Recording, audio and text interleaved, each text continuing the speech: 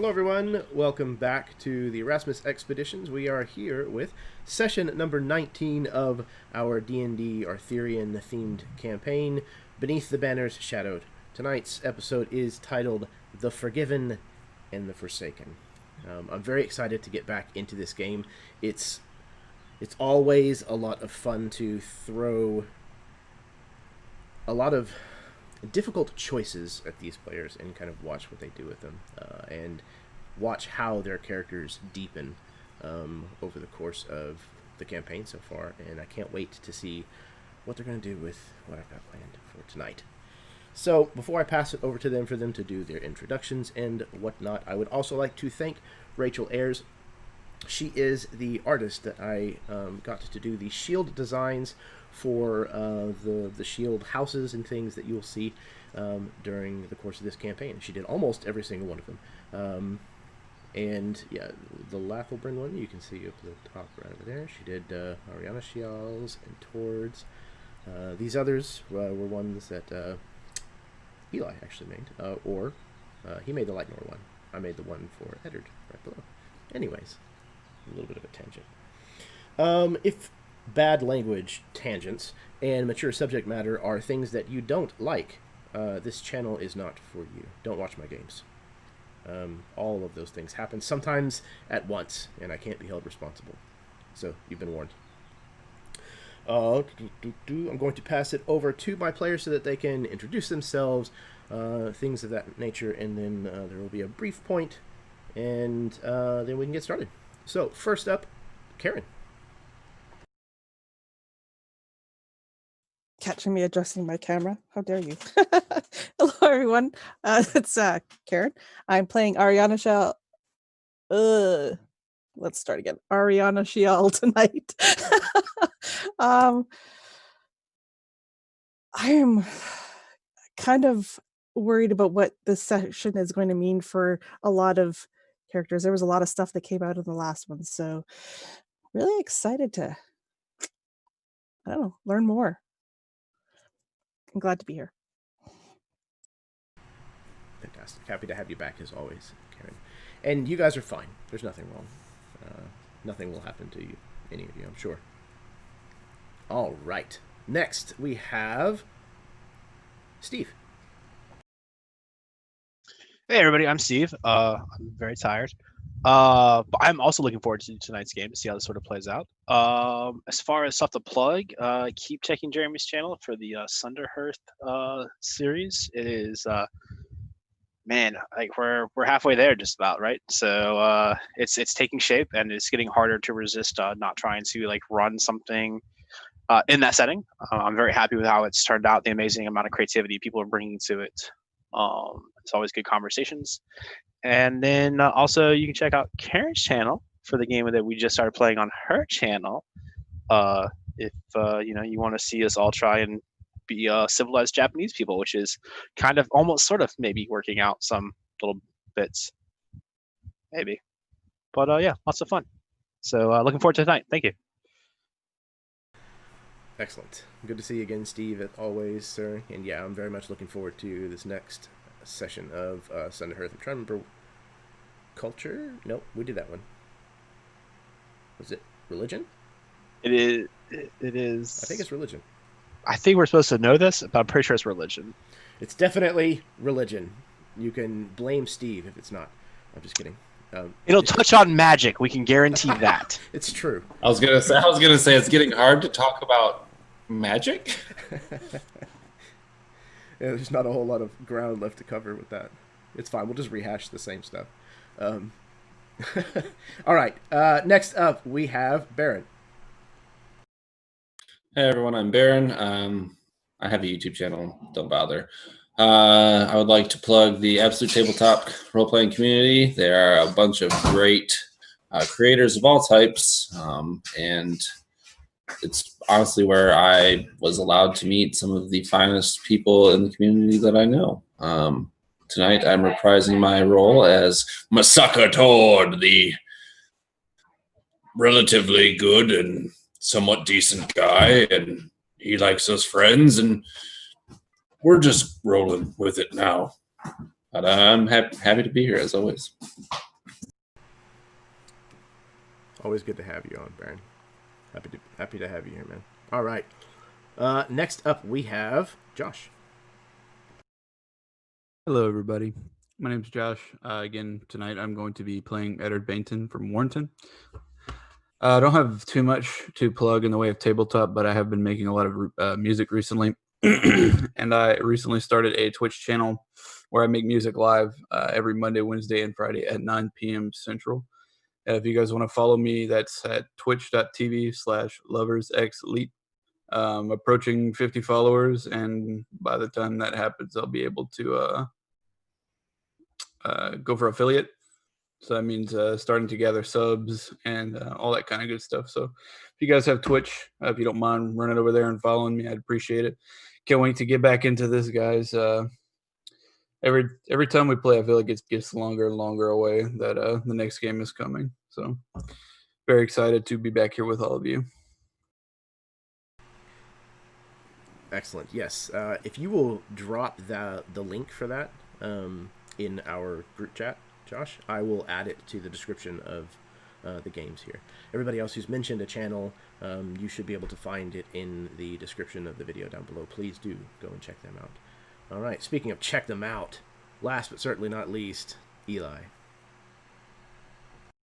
Are you talking about my brand new super patchy pandemic beard? It's fantastic. It's glorious, Look at actually. You're going to be seeing a lot of this pandemic beard, and you're also unfortunately going to be seeing up my nose because I got a second monitor, but it only goes above the one I have currently where the camera is. So I'll be typing notes up here, and you'll be getting a good look at my face the whole time. I'm Eli. It's nice to be here, everybody. I'm going to be playing newly liberated, bumbling stepdad, Sir John Lightenor, a young knight of the House Lightenor. He's feeling fresh, you know. He's got his squire out from under him, sent him off into night college, and he's thinking about old flames, maybe setting a few of them on fire and seeing what happens. We'll find out. I'm looking forward to getting back to the game, if you can't tell. And then for plugs, I just want to express solidarity with the folks who are in Minnesota. There's a lot of nasty stuff going down up there, and my heart goes out to every one of them. There's been sort of a meme thing on Twitter where the Minnesota Bail Fund was getting a lot of donations, and just so everybody knows, they have said that they have enough, and they've recommended some other folks where you could direct money to. Those are the North Star Health Collective and the Black Visions Collective. There's a lot of information about both of them on Twitter, and they have websites too, but they could desperately use some money for medical supplies and other stuff for the pandemic and otherwise. Absolutely. And yeah, I'm excited to see what is next for Sir John, as well as the rest of these characters.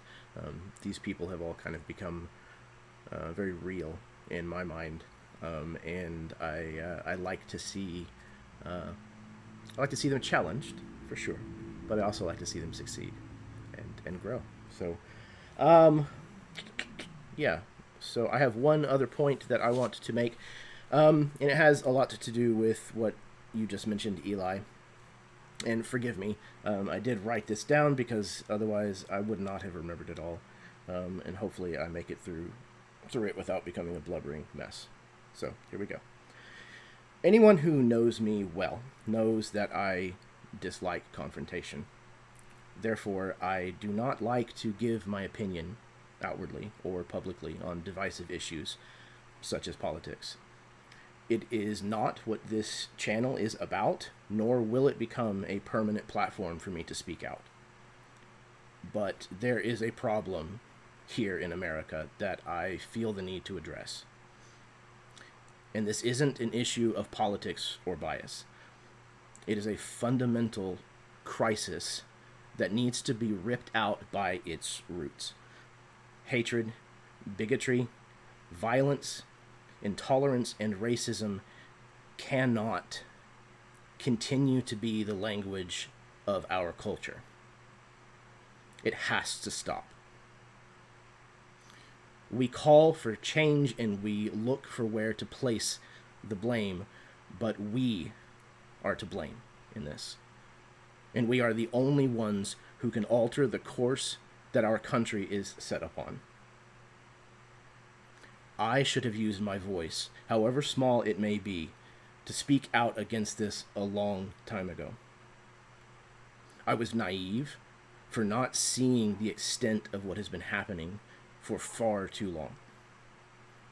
I was wrong for not standing up sooner. But I will not be silent in the face of this any longer. I am better than this. We all are. This is not my America. This change will happen. It will. Eventually, as one people, we will overcome this.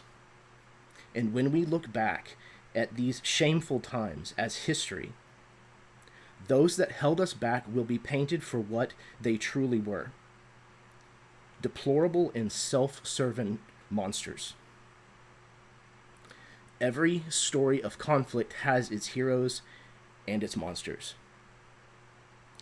Which one will you be remembered as?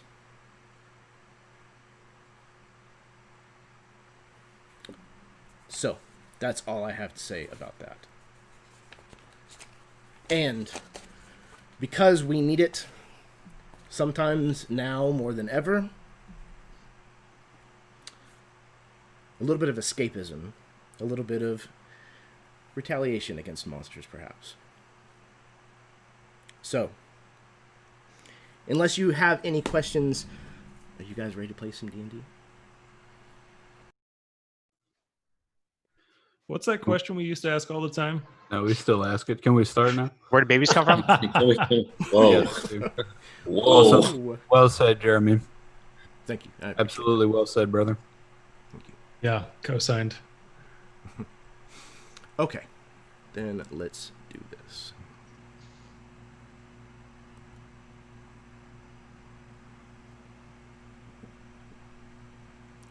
How is it that creatures so adept at staying alive should not recognize their own downfall? Is it complacency?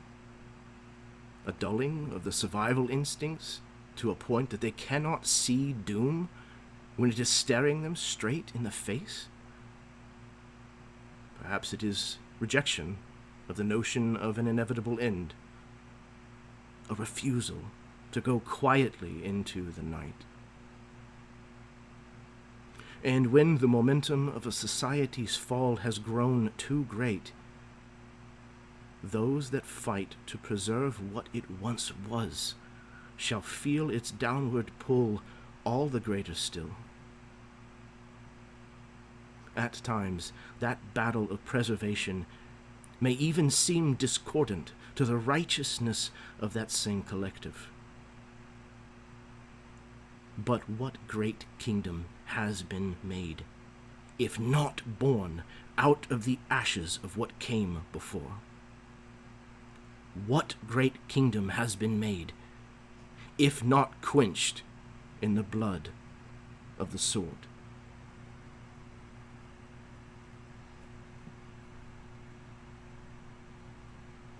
We find ourselves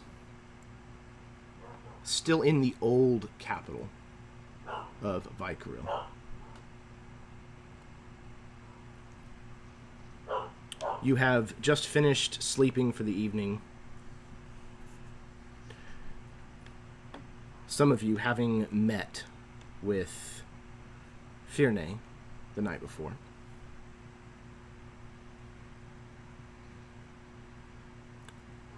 Dane was knighted, no longer a squire.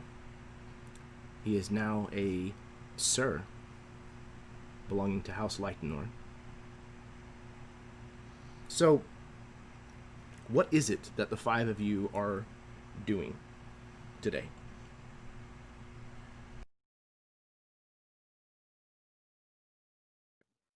Sir John is getting Sir Dane fitted with some new armor.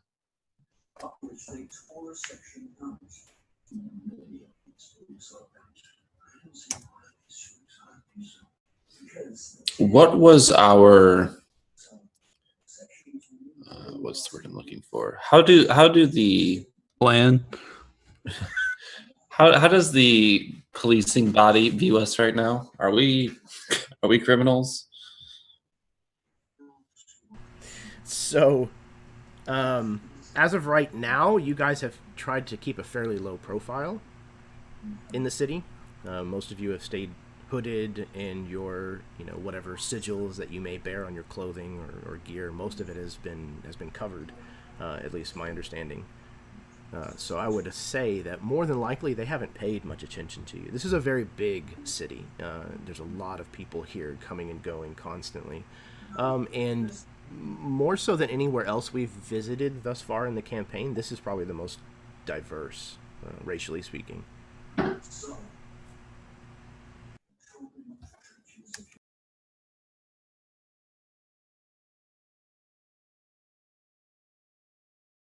Torg's gonna go for a walk.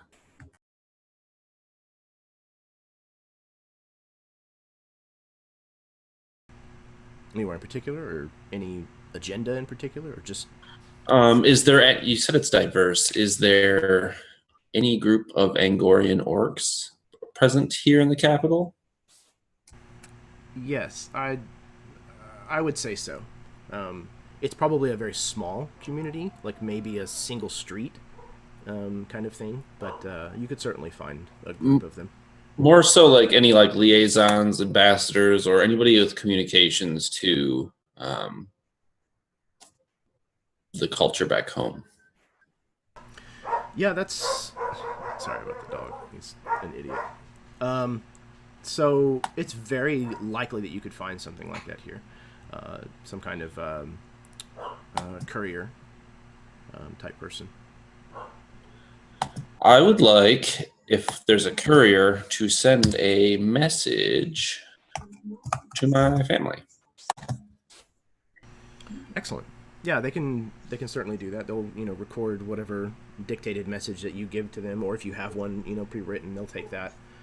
And they charge you, I don't know, probably a gold piece or two because of the distance. Okay, I'm gonna mark that down. Last session, I also mentioned that I wanted to get some armor.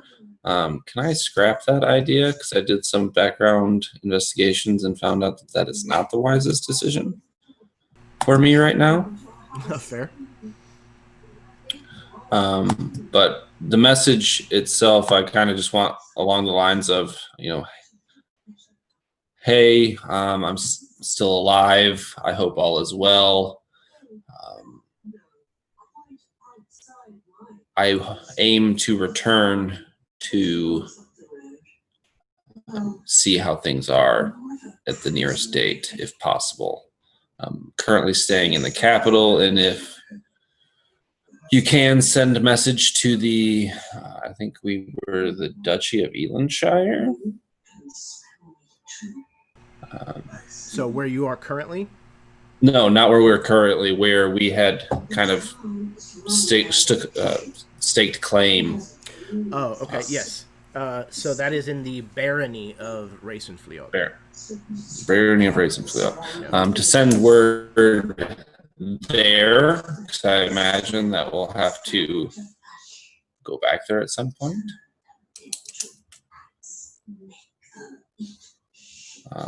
Send word there if they have anything to say in response. Okay, excellent. Cool. Okay. Anyone else? Oh, as far as the armor goes, did you you weren't here for the session, but would Tord have taken the armor from the Weeping Knight?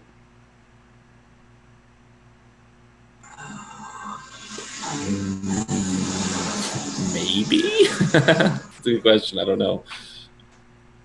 Okay. Well, no. I'm going to say no. No. Gotcha. Okay. You had mentioned armor, so I was just wanting to touch on that before we moved on. Well, I missed my opportunity. That's fine. Gotcha. Okay. Anyone else? Eddard is making sure that all of his fineries are washed. It's been a long time since he's gotten all of his stuff clean. Just in case to the event that I think Sir John said that he was putting one of his messengers into motion to try and contact with the duchy. So just to be ready whenever the time comes. Yeah, let me remind myself of who I sent here. Probably Michael, my messenger. That makes a lot of sense to me. Yeah, so would have sent him off and like probably just would have made him at your disposal for anything that you need.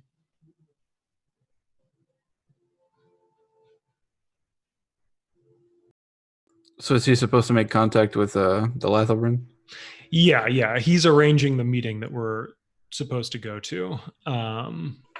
Yeah. Okay. So yeah, in that meantime, Eddard would probably just kind of try to prepare himself as best possible. Actually, I think he might get a haircut too. His hair is long and red, and he normally wears it pulled back into a ponytail. And I think he cuts it probably right below or right above his ears. So pretty drastic chop there. Yeah, that's a big change. If Eddard is out and about, Tord is going to accompany you as well. If we want to run errands together. Well, I was going to ask you if I could come with you to the Angorian section. Oh, absolutely. All right. Well, then Tord and Eddard are spending the day together like best buds. I think we probably sample some of the Angorian cuisine, which is like stewed beets and horse meat. I'm like, Eddard, you got to try this. It's so good. I love it. Oh, he absolutely does. It's probably not good. I'm sure he would probably enjoy the meat, probably not the beets. I'm sure they brew a fine mead as well, or an ale. And he'd enjoy that too. Yeah, definitely. And I imagine it's a very dark ale, very hearty. If we are also, you can see the chest hair is growing on Eddard as he drinks it. His hair is getting physically long. It's good for the hair. It's getting longer again. If we're also out and about, I would like to buy another quiver of arrows. Okay, I'm low, so if I'm out and about, I would scoop them. I'm sure that's not hard to find here. So. Not at all. Definitely not. Cool. Okay. Yeah. Anybody else? At the very least, kind of how are you preparing yourselves to go before Duke Alric Lathelbrand, shield bearer of Galalon? Can you put that name in the chat, please? I will. Yep. I think the idea, Eddard's idea about cleaning up before we go see this nobleman is probably a very good idea. And I think Ariana Shiel is going to take the time to actually have one of those scented baths that she's heard so much about. As a matter of fact, when Vykaril, the kingdom, was initially established, including as far in here as the old capital, the city of Vykaril itself, the Divinians who had originally conquered this area, one of the things that they were known for was building bathhouses, many of which still stand today. And in Vykaril, there's actually a pretty nice one. Yeah, let's go there.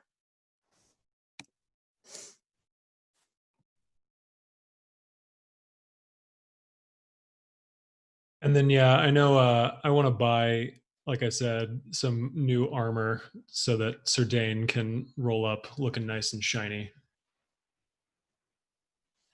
Or like, Dane, do you actually already have armor that you prefer to keep? So there's just been this running joke where at like episode like 8 or 9, you bought me leather armor, and I've never never once put it on. It's like just chilling. So I've still been running around just in padded armor. So I mean, I'm down for whatever. Like, so there's a lot of like chivying going on, measuring you and hammering out the metal and all that stuff. But at the same time, I'm like, remember to use it this time. Yeah. So I'm imagining, like, at the very least, a breastplate. Half plate is fine with me too, but it's whatever you would prefer for your character. Okay. Yeah, do you have a preference, Steve? Well, I took the feat that lets me use up to medium armor. So let's Both make sure of we those don't would qualify. Yep. Yeah, so I don't care. Whatever Sir John wants to. So, breastplate is 400 GP. Half plate this is 750. This is going to be paid for on credit with the House Lightnor. So Just swipe that. I would like to open a line of credit. I think there might be a moment when like we're doing like the fitting, right? Because I imagine that the smiths here are not unused to dealing with squires or new knights, right? So in my mind, I see that they have like this series of like breastplates in like different sizes that they're putting on you and going, well, what about this style? Like, what about this cut to the arm type thing, right? I think about like the third or fourth one when we have like this like sort of like Richard Gere Pretty Woman moment. I think that Dane might kind of approach you, maybe even a little like abashed. So John, what if we just got a good set of leathers? I know it's not as shiny or is ostentatious the right word? But I don't know that I can move in this the way I need to. Say no more, Dane. We're in the wrong place. Let us leave. And so Sir John is kind of walking around, but he's holding in his hands this kerchief that has a little embroider thing on it, but we can't clearly see what's embroidered on it. We just know that like he's kind of holding it in his hand. And when they leave, he turns to Dane and kind of like clasps an arm around his shoulder. And he's like, I've always said a good tabard can offset any type of armor, so we don't need to worry about being shiny. Or, if you prefer, we can make a very shiny tabard. One way or another, though, we are going to cut impressive figures when we go to visit the Duke. Sure, but is it possible to find a leather worker who could do some dyed leather armor? Yeah, I would think so. Again, this is a very, very big city. So finding multiple different leather workers and ones that would be willing to dye their product wouldn't be problematic at all. Awesome. Yeah, so I'd like to just go get some like studded leather, essentially. Cool. Because it means I don't have to use that feat for medium armor, because Dane's never going to use medium armor. Let's be honest, it's just not going to happen. But I would like to kind of find a leather worker who can do the armor and kind of give it that sort of like Boil Curse look, where it's the shinier leather rather than the dulled leather. But I want the gauntlets or the bracers, the van braces. What is it for leather armor? Are they van braces, I guess? Still a bracer as far as I know, yeah. Yeah, all right, bracers. I want those, if I can get them in like a bluish hue, and have a wave pattern sort of inlaid into them. Yeah, absolutely. That could certainly be done. And then the rest of it, I'll just defer to Sir John as far as, what he thinks. And it'll be awkward because he's like, I wear metal armor. I don't know about leather. I guess that's the structure's all different. Look at this. Ridiculous. So I don't get it. Cows aren't rocks. Yes, Sir John. We know. How are you going to clean this with sand in a barrel? So studded leather is 45 gold pieces. Perfect. Yeah, so then there's a moment where the negotiations are taking place, and Sir John very confidently, simply remit to House Lightenor, and you will receive due recompense in short order. Do you like say that and it's like I just assume you like say that and sort of like turn and right when you're done, right? Yeah. So I linger back a few moments, and after seeing like the look on this the shopkeeper's face, I just put 45 gold down on the table. Thank you. Thank you. Wonderful. And then when we come out, right, and then I walk over to the corner like where like the shopkeep's like kid is playing, and I hesitate for a few moments and like maybe even play soldier with him for a few seconds with his toys until I probably hear like Sir John like, Dane, where are you? And I'm like, oh, I'm a knight now. I can't play toy soldiers anymore. Got to go. So you get over to me, and I'm like, it's about time. We mustn't dawdle.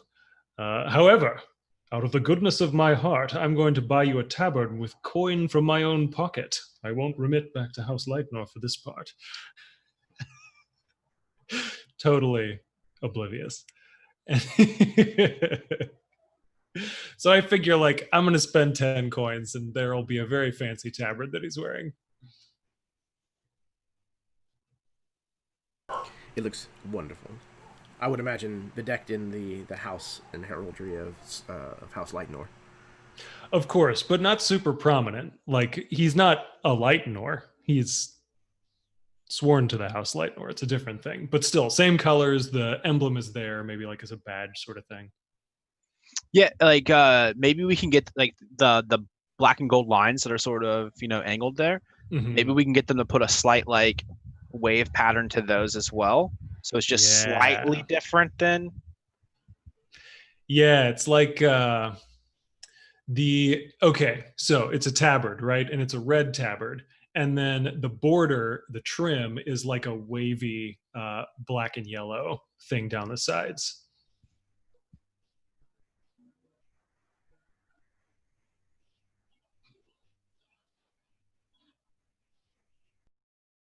Excellent. Anyone else? I think when Tord and I are running errands, like side of the blue, Tord and Eddard are walking, and Eddard's face kind of looks a little off. He's looking around. It looks like he's looking for something. And he says, "Tord, have you seen my quill?"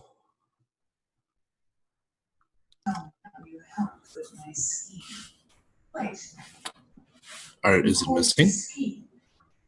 I haven't been able to find. I must have just misplaced it, but I haven't seen it since I've seen Reagan.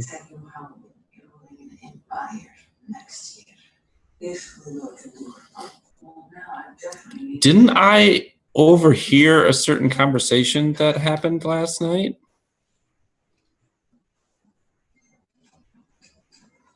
I was certainly there. Which conversation are you referring to? Between Ariana Shiel and her friend. About a certain thing. That a certain friend of her. It was an elvish. Ah. Oh, yeah. Okay. Right. Sure it was. Sure it was. No, I think she did. To be fair, It is. I know it is. I'm not gonna doubt that for a second. I'm teasing.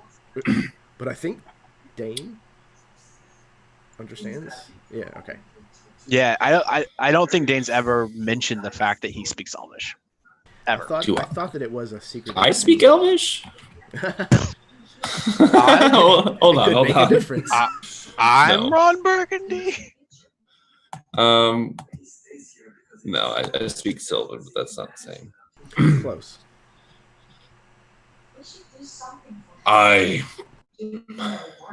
To be honest, Dane, I don't write much. Dane, I did write today, but not much. I understand. Like I said, I likely just misplaced it. Just been looking for it. If you see it, I'll ask Sir John, Ariana Shield, Dane. We can ask them. wonderful. It may not seem like a big deal to most, but that quill's been in my family for 3 generations. Dane, in my experience, having very few possessions, I know that if you maintain and upkeep the quality of the things you care about, they last a long time. Hold on one second, guys. Torch drunk because he keeps calling Eddard Dane. And then he flees the scene. Oh goodness! Apparently, that fever that he took not that long ago is Yeah. still a little. Oh, he's back. Sorry. No, you're good, man. Oh goodness! No, I think I just wanted to bring that up to you just quickly. So, Well, you say this quill has been in your family for generations. Why? It's a quill. yes, but it was my grandfather's quill. He was a Does it librarian. write? My father. Does it write nice? Yes, it writes beautifully, but there are some things that come along with the quill that are, they're magic, Tord. Like the feather or the ink? No, the quill itself. Jeremy, I think we had I'm discussed confused. this whenever we went to Wall, because that guy had another one just like it, Correct. but I don't think I wrote it down exactly what it did. If I'm remembering correctly, we called it a scroll of recall, I believe. The quill? All right, I'm sorry, a quill of recall. And what was that? Yeah, it was. I just know that it was definitely magic, Yes. or it had magic properties. Yeah, he don't- kind of wanted something like 400 gold or something for it, which yeah, it at the was time we had. pretty expensive. Right. I thought it was like an old school Pearl of Power, like where it would allow you to recall 1 spell slot. I don't remember if I told you what it did yet or not. Oh, okay, fair enough. Maybe we just Okay. talked about it I afterwards. can't remember if I already Okay. revealed that or not. If I have, I apologize, and I'll remind you of what it does afterwards. But I want to review that and make sure that I had before I'm just like bleh and tell you what it does. Okay, well, for the sake of it, we'll just say that I just tell you, Tord, that it's been in my family for years. Yes, it writes beautifully, and it was my grandfather's quill and my father before him. So, Very well. I'll look for it. I appreciate it. Dane, will I have you for a moment? Eddard. Yeah, Eddard, whatever. There's things going on in my house around me, and they're distracting. It's okay. Eddard, will I have you for a moment? I know I've mentioned it already, but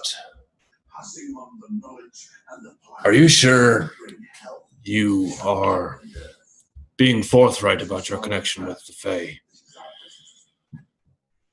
I know you offered up quite a bit in that exchange a while ago, and I'm concerned.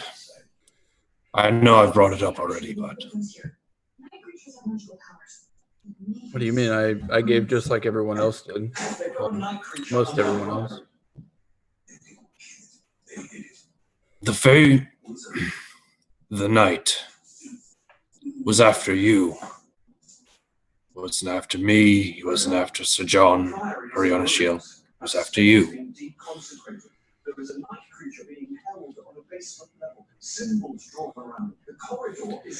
The only thing I can think of is that the charm was made with my hair. It must have been after me, but it was a soldier from the crypts of Galalon, and a pendrake, no less. But I have no idea why, other than the pact that we made with Fiernev, the Fae would target me specifically. I grow suspicious about these entities by the day, Likewise.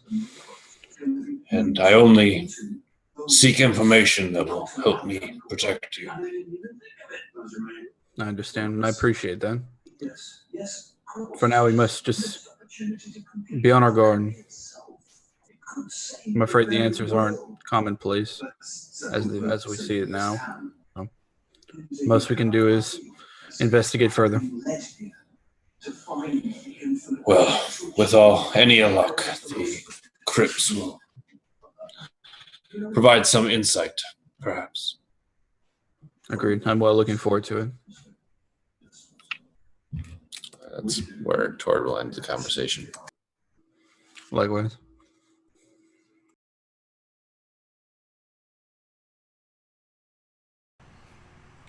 Okay. So once the 5 of you have prepared yourselves and made yourselves ready to have this audience, you are brought to the castle and are brought into I guess it would be kind of like a hearing chamber, kind of a place for this audience to take place, kind of off to the side, not the throne room. And you're made to wait for some time. There's probably close to an hour to maybe even 2 that goes by without any other notification or contact with anybody that's working in the castle. Finally, just about the time that some of your patients may be beginning to wear thin, a herald will enter the room and kind of give you an appropriate bow for your station, those of you who own it.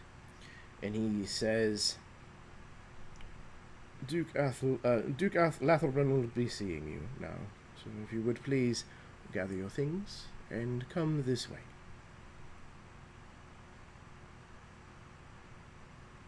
I'm kind of curious, does anybody have a stronger connection to House Lathelbrun than me?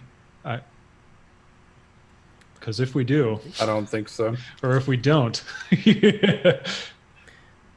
Arguably, maybe Eddard, because he's now technically Lord of Ravenfleet, and Ravenfleet is in the Duchy of Galalon. So... Oh, yeah, that's a good point. But, I mean, he's... As far as Lathelbrun's concerned, I mean, Eddard's pretty much just a guy who walked in off the streets and said, Yeah, "Hey, this is my house. This is my kingdom now." Right. Sure. Did we bring the old Baron with us?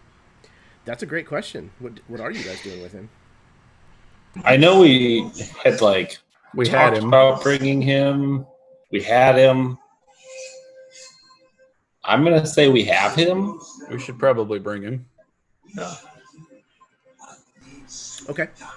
So I imagine he's probably been a little cleaned up as well. Maybe some of the bruising and stuff kind of, at least washed, so it's not quite as brutal looking. Maybe some of the dried blood. I imagine he's probably still bound. Yeah. Okay. So you are brought into the throne room of old Vykaril. This place is enormous and is one of the oldest castles that it's still standing in the entire kingdom, and a lot of it has a mixture of influence.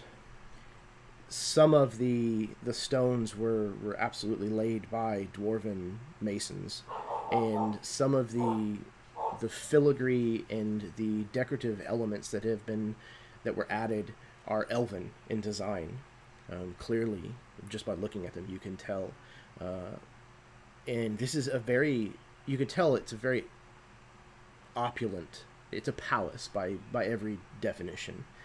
Though it looks like there's probably been some effort to have it be grandiose, but not to compete with the actual royal palace in the new capital. It's definitely been toned down a little here.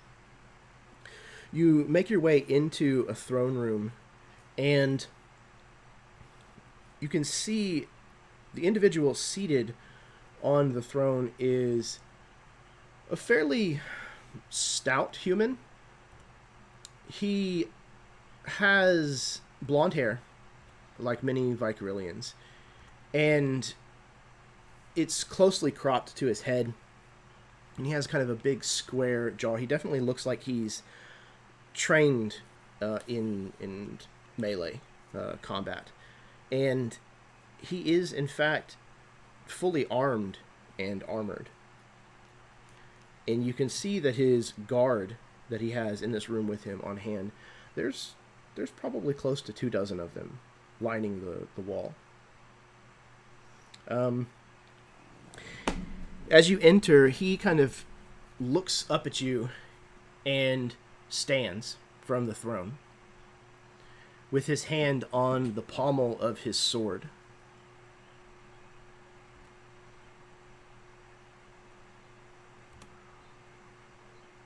What would you like to do? He seems to be waiting for you.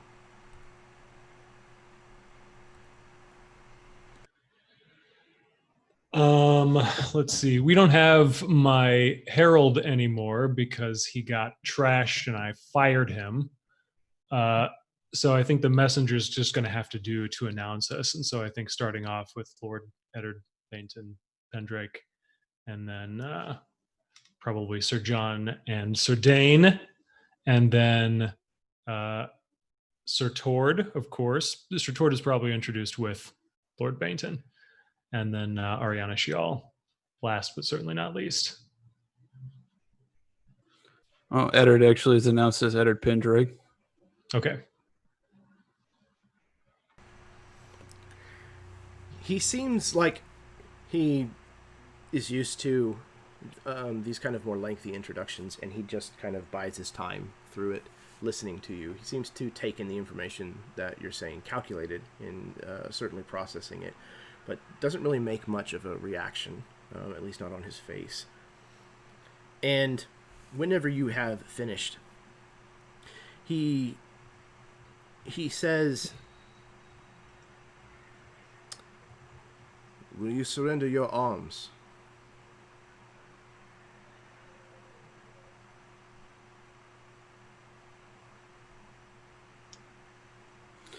Eddard lays his dagger down at his feet.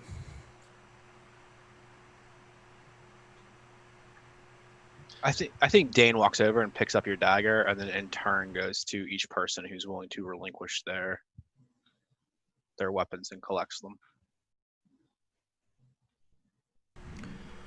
One of the Lathelbrand guards will meet up with you, Dane, and collect them from you. And he kind of nods in agreement and relaxes a bit. He takes his seat again on the throne, and he says, after kind of a long moment, "Will one of you please explain to me why I do not have you thrown in the dungeons or put to the sword right now?"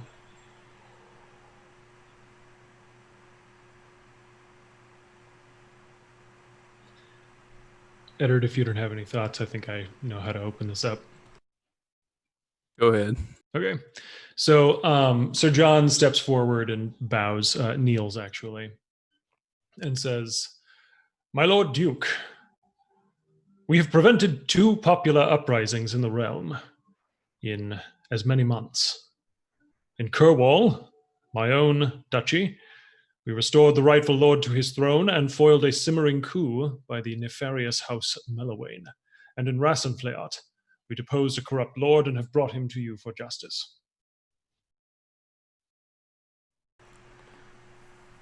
The events that unfolded in Cornwall are curious to me. Sir John, you are the son of the Baron of Cornwall.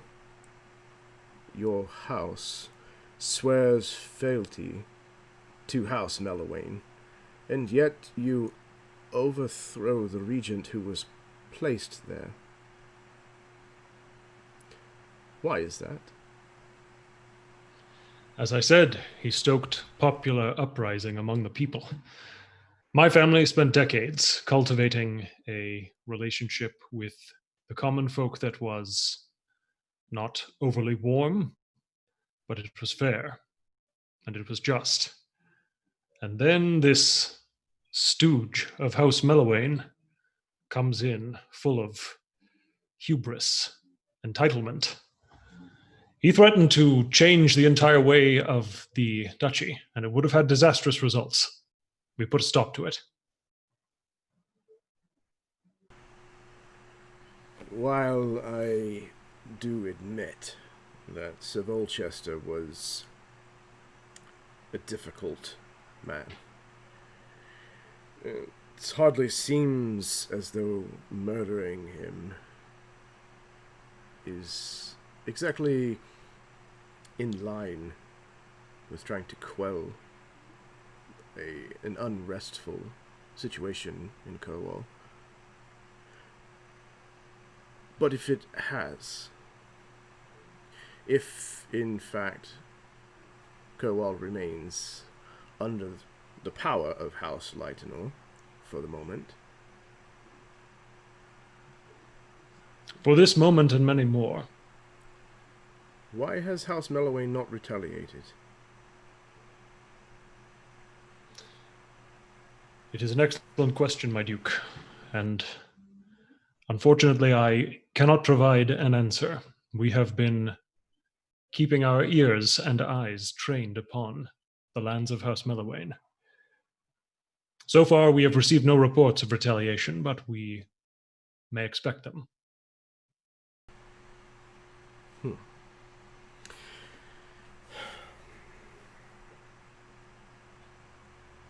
This troubles me greatly.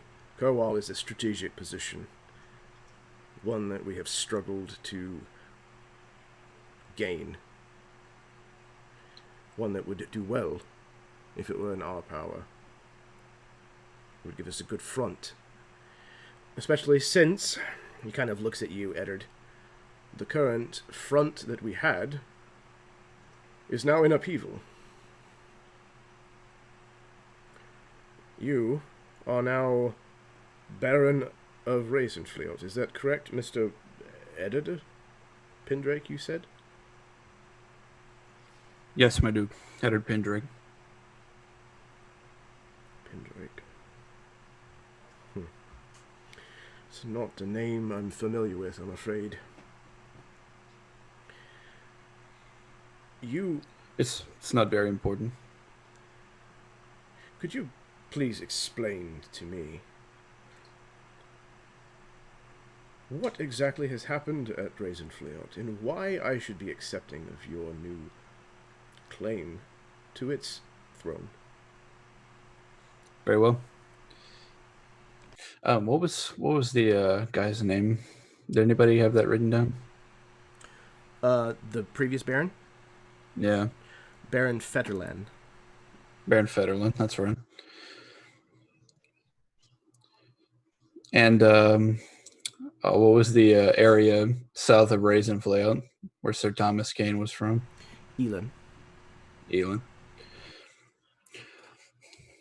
Well, my duke, it started in Elin when it was made apparent that soldiers from Rasenfleot acting on Baron Fetterland's behalf were stealing tax monies from the poor, basically money that they didn't have.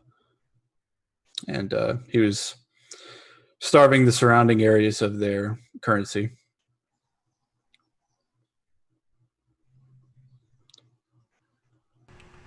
He turns to where you have the bound Baron Fetterland kind of off to the side, and he says, "Is there truth to this?"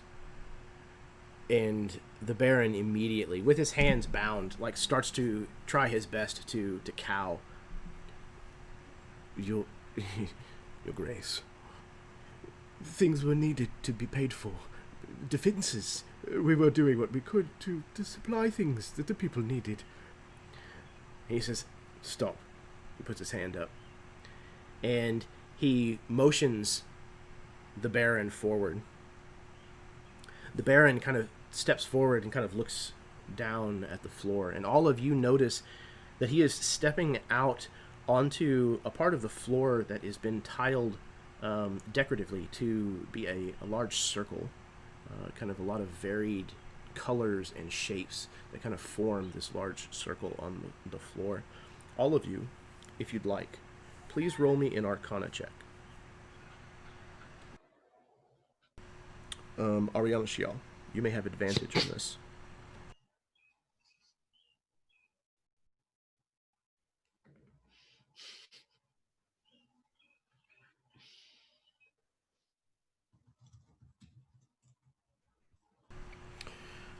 Okay. Let's see. Got Toad, Eddard, Ratio, Dane. Okay. Okay. So, Sir John doesn't recognize anything about this at all. Tord, you recognize that the runes that are worked into parts of the tiled floor are elven in nature. You can tell that much. But Eddard and Ariana Shial, both of you realize that this is actually some kind of enchantment magic. This is a spell that's been formulated basically into this floor. Dane, however, is the only person who recognizes what spell this is. Dane, you recognize that there is a zone of truth that is worked into the tile of this floor. He beckons this cowering Baron onto this large seal on the floor. And once the Baron has placed himself there, the Duke kind of raises his hand to tell him to stop, and he says, "Begin again, please." And the Baron begins to make the same gesture that he made whenever he began his cowing. And he says, "Sir, we were stealing from the peasants all along. It's what we do." And he kind of stops himself, and he looks around. "I didn't mean to say that out loud. I should have lied to you." And he kind of stops himself again. "Dear, forgive me, sir. I am a weak man. I sought for my own gain, to increase my holdings and my fame, my name, sir. Surely you understand." The Duke says, "I've had enough. Seize this man. Throw him in the dungeons." Two of the guards come forward, and with some fighting and protesting, they drag Baron Fetterland away. Before the Duke can readdress us, having just seen that, and then having seen sort of the consternation on Sir John's face as he was sort of trying to explain and defend our actions so far, I'm going to take like a large move forward and enter that same zone. Not that I am telling him I know what it is, but Duke, Sir, Highness, I'm sorry, I'm very new at this. Maybe it's out of place for me to speak. I grew up on a farm.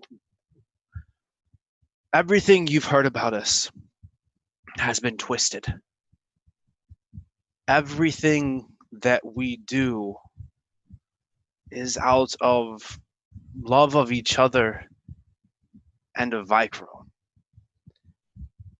Every person, every obstacle that we have overcome has been done so for the future of people like yourselves and my family, so that we may all rise and be better. The Black Knight, House Mellowwain, or sir, we had heard that he was consorting with spies, and there was good reason for us to believe that there was treason, and I have a letter saying as much. I have a letter from a shield. I can't think of the word. I'm so nervous. But and I sort of look back to Ariana Shell. Like, I need his name. Bane Xiao. That sort of set us on this path. And there's been challenges and there's been loss, and we've done things right and we've done things wrong, but we've always done things for good. And I don't think I can explain it any better with dumber words if I tried. He's kind of narrowed his eyes at you as you've been speaking, Dane. And he says, doing good. Love. For Vykaril. Does that include saving a witch child and allowing him to spread the blood-mouthed plague that is now ravaging the north? I look at him very confused. And The half-elf child that you helped escape, Ariana Shial's. Oh, yeah. No. I'm just more confused that he's spreading a plague. Gotcha.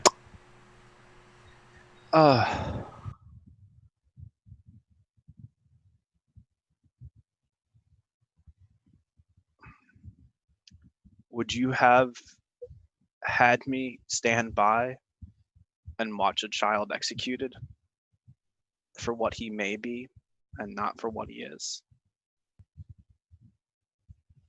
Is that the legacy we leave to our people?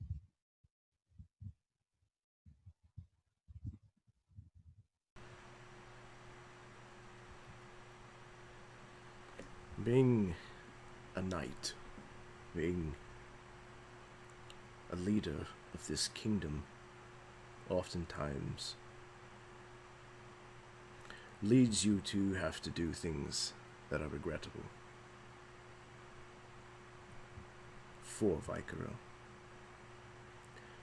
If a witch child determines that he's going to spread a plague across our lands, then yes, I would have rathered that you had stood by and watched him be executed. I understand. And I would have rather have known that. But all we can ever do is act in the moment to the best of our capabilities. And that's what we've done. Every time we've been called to task. You say that you have word from Baneshill. I do. He kind of looks at you, Ariana Shial, almost like for the first time. What stake do the elves have in this business? Why are you here? I think when he turns and looks to Ariana Shial, she is extremely tense and rigid at this moment, and her hands are clutched into fists at her side. And it's almost like it's taking all of her will and discipline to not just blurt out words. And when he turns and looks at her and he asks that question, it almost for a second, you can see the anger flash, and then it almost like it disarms it slightly.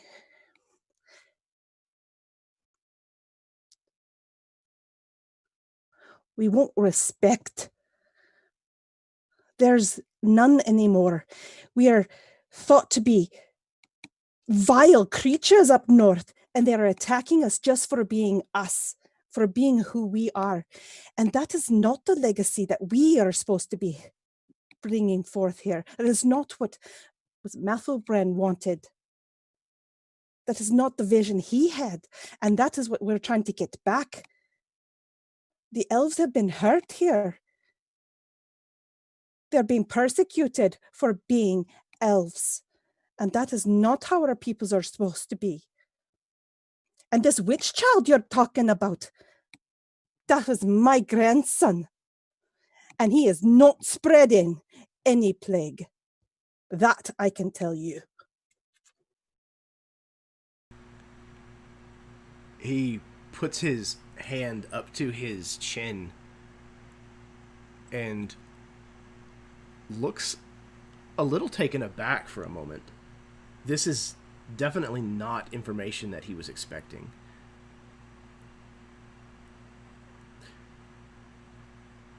Forgive my callousness for suggesting your grandchild be put to the sword. I can understand why you are attempting to clear your names, I suppose is why you've come before me. But I don't understand what purpose you could have in arriving now. We are on the eve of war, an important war that will decide the fate of Western Vykaril. And you show up now, of all times. He kind of looks to you, Dane, where you're still standing amid this circle, and he says, I don't think I need to tell you the power of the seal on which you now stand. Are you spies for House Mellowayne? No. He studies you for a second. Eddard also steps forward into the circle with Dane. None of us are. We would all gladly stand in this circle on your executioner's block and tell you the same thing. So your job, your fate, your destiny is to worry about and see to Western Vykaril. And I think ours is to make sure that there still is a Vykaril. All of it. Not Western, not Eastern. All of it.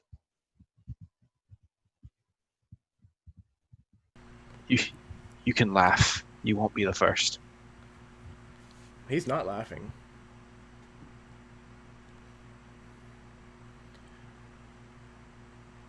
You have much heart for a knight, especially one so young.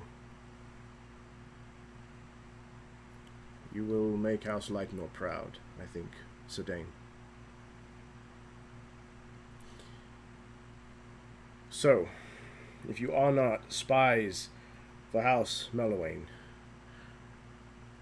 why have you come here, before me on the eve of battle? There must be a purpose. Because we needed someone to know our intent. Because we need good people like you on our side. Because everywhere we've been has been obstacle and wall, trap and battle.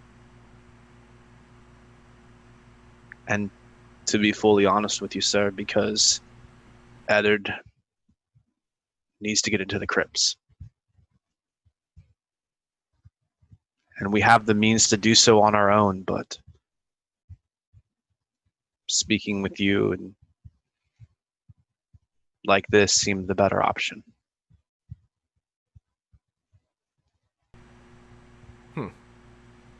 He kind of muses for a second.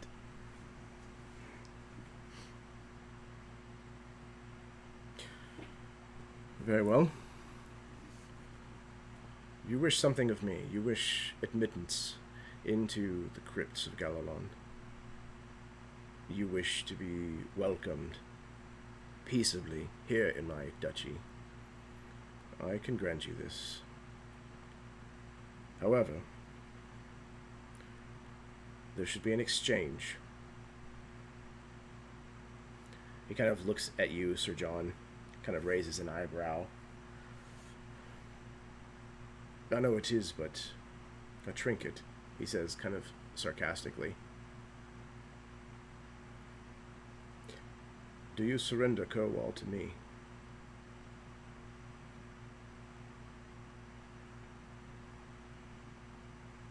Will House Lightenor pledge its banner and swear fealty to House Lathabrin? We shall.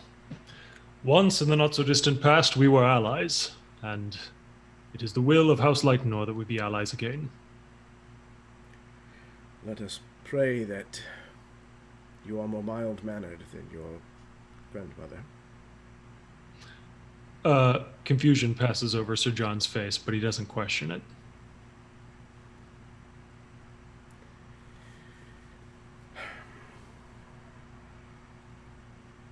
Very well. He kind of reaches his forearm out for you to take, Sir John.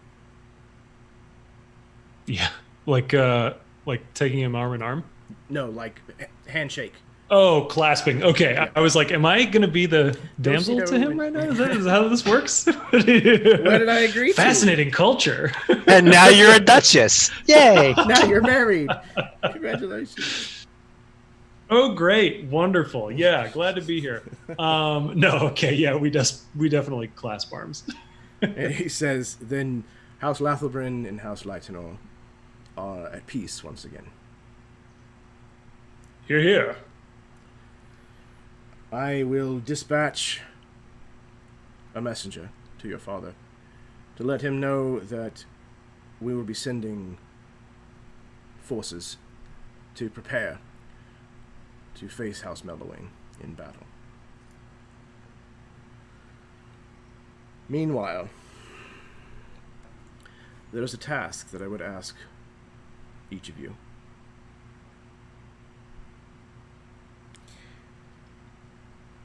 Do you understand where this problem got started? It sounds as if you do know a bit of it. He turns to Dane. This business between House Mellowing and ours.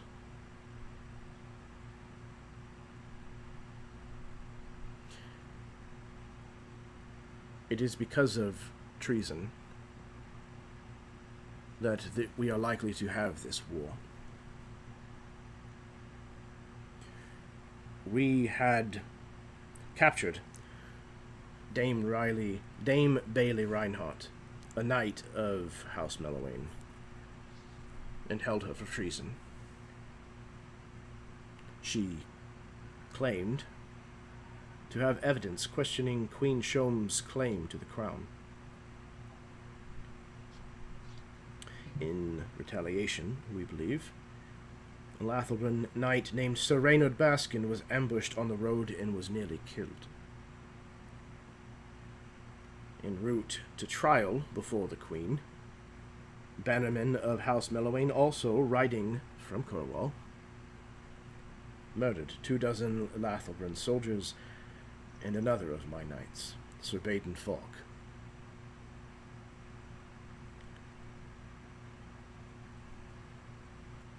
Last week, we tracked down Dame Bailey Reinhardt again and have captured her. We've been keeping her here ever since, but we need to get her to the new capital of Malrich, so that the Queen herself may try her. I am afraid that anyone bearing the mark and colors of House Lathelbrun will likely not make the journey. House Mellowwain does not want this information to become public knowledge. So, my first charge to you, Sir John, you will be escorting Dame Bailey Reinhardt to Malrich. It should not be difficult. There is a tournament in Malrich in just 2 weeks' time. We were planning on abstaining on account of the coming war, but perhaps House Lightenor and House Pendrake, was it? He turns to you again, Eddard, and he almost like hangs on the name for a moment this time. Pendrake. Yes, my duke. Forgive me, yes. I was wondering if perhaps House Lightenor and House Pendrake will represent House Lathelbrun in the games to be held.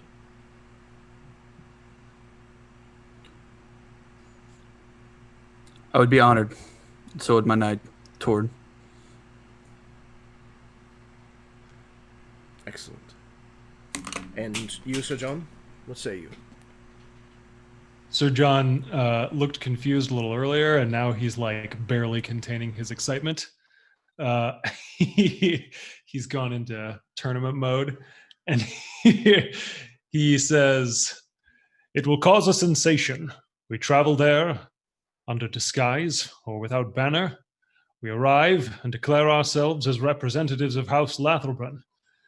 It will be delicious. They'll be talking about House Lathelbrun up and down every street in that city for weeks." Yes, indeed. It would bring a considerable amount of fame to your house. However, remember that there is another purpose, there is another task that you must also complete. I don't want you to get distracted by your sweet tooth. Of course, and we shall not fail you. Good. I don't know what it is about you, but this group is unusual. Not just in its composition. There's something at work here, I feel.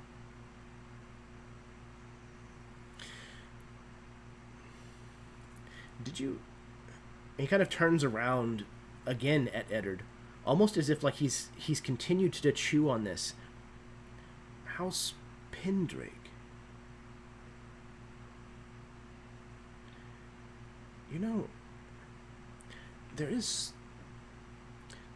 something I recall about House Pendrake. We have a Pendrake buried here in the crypts of Galalon, beneath our feet. I remember coming across his tomb as a child. His family name is not recorded in any of our histories. There are no tapestries that contain his house, though at one time he was a shield bearer. Yes, my duke. It is one of the reasons I have come to Galalon.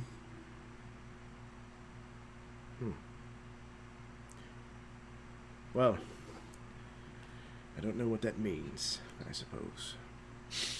But perhaps it will hold answers for you. That is the hope. Very well. Oh, and one more thing. If you so happen to need anything from the barony of Raisinfleot while we're gone, I have appointed a regent in my leave, Sir Thomas Kane. Send word to him, and he'll see to it on my behalf that everything is taken care of. Good. We will likely use it as a staging ground for reinforcements. Very well. It is possible that this war with House Mellowwain may drag on for some time. They are not an easy house to overcome. He kind of turns and snaps his fingers, and a female Galalon guard approaches, and he says, "These 5 individuals have been cleared to enter the crypts of Galalon, but you stay with them at all times. I trust them, but you remain with them all the same. Take them to the tomb of Garthrain Pendrake. You should be able to find it easy enough. Then return them here." With that, you are dismissed. Thank you, my Duke.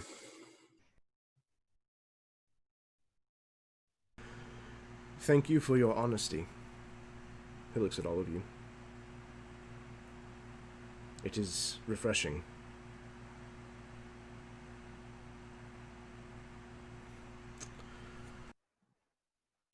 Okay. So, I'm typing. Okay.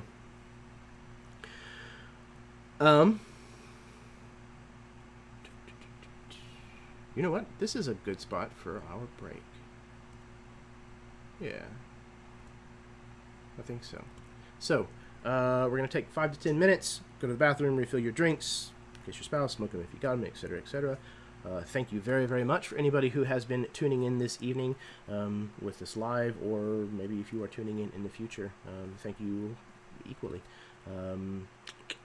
Yeah, sit tight. We will be right back as we get down into the crypts of Galalon.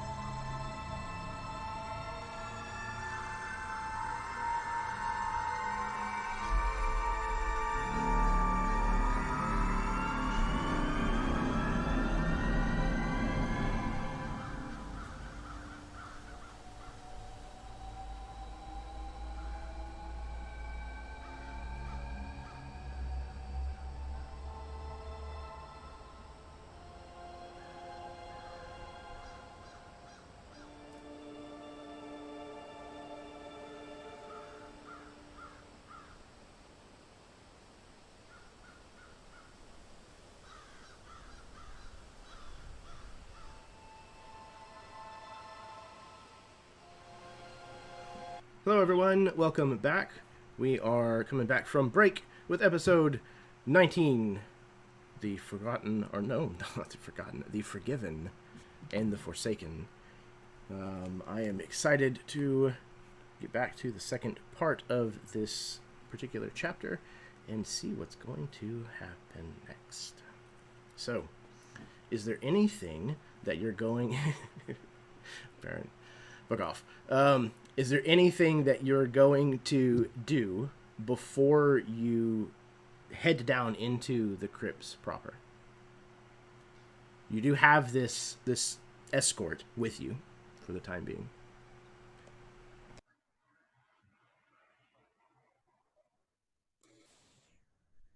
I don't think Edward's saying or doing anything. He is like a mixture of excited and anxious because part of him already knows what's waiting down there, and it's an empty crypt.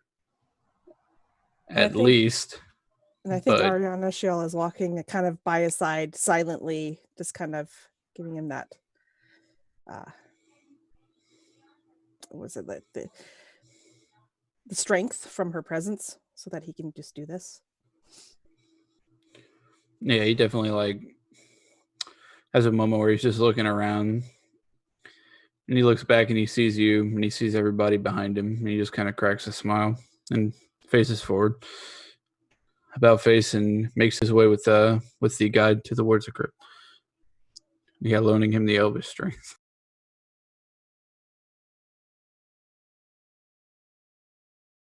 Okay.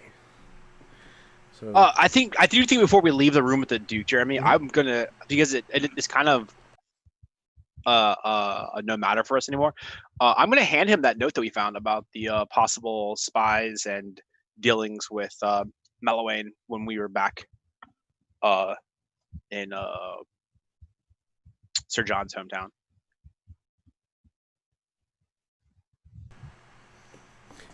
Yeah, he he takes that and he says, "So that is what became of my spy network." Makes sense. Well, thank you for... He kind of shakes the piece of paper almost as if it now has very little meaning. But I appreciate the sentiment. Thank you. Okay. You are escorted kind of deep into the lower parts of this castle. And even though you are headed deeper into what you know would be the area where the dungeons and things of that nature are, the castle is still just beautiful. Everywhere you look, there is marble walls and stones of different colors from who knows where, laid into beautiful patterns, and there's carved architecture, and you come to a large, grand set of double doors that are, it looks like steel from what you can tell, and they are covered, plated in gold and silver, and they have depictions of heroes and kings and warlords and warriors and mages from the history of Vykaril, all kind of displayed in grand postures and larger-than-life poses. There's a contingent of guard standing outside of these doors. There are 6 of these individuals, and they are standing in a line with one another, shield to shield, shoulder to shoulder, absolutely motionless. The guard approaches, and she hands them a small medallion. They take it from her, one of them in the middle, and he cracks this medallion in half. And opening it, you can see inside there's a piece of paper that has been rolled. They take this piece of paper, and one at a time, they check with each of you to make sure that your name has been written on this piece of paper. Once they have satisfied that, they part to let you pass. And they go to these grand doors and they push them open. And even though these doors are probably close to 30 feet tall, they don't make a sound as they open. And beyond, you are met with a rush of perfumed, cold air as it kind of wafts past you, heavily incensed. You can see the light of many, many candles and torches glowing beyond off of the polished surfaces of the stone down here in these crypts. The crypts of Galalon, likely for all of you, with the possible exception of Ariana Shial, this is the kind of place that you have heard of since your childhood. This destination is the pinnacle of fame. Being buried here only happens to those who have become heroes, true heroes in every sense of the word, or those who were revered leaders, kings, queens, shield bearers. Passing through this set of doors is... what is that moment like for the five of you?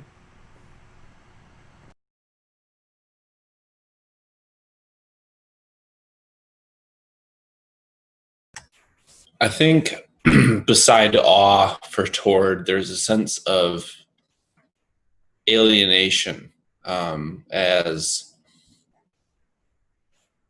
this is not somewhere where the Angorian would be likely to see with their own eyes. There's a sense of it's wonder, but it's also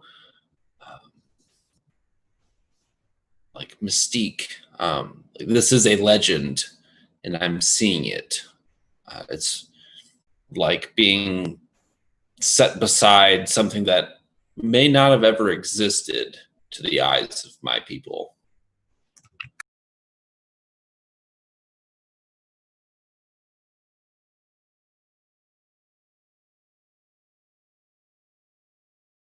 I think Sir John has dreamed about being buried here, and he only expected to pass through these doors maybe when he's dead, to be buried here. So this is a big moment for him. He knows a lot about the legends of the people inside, and every crypt they pass, he's not talking about it per se, but he's definitely remembering the names and the deeds.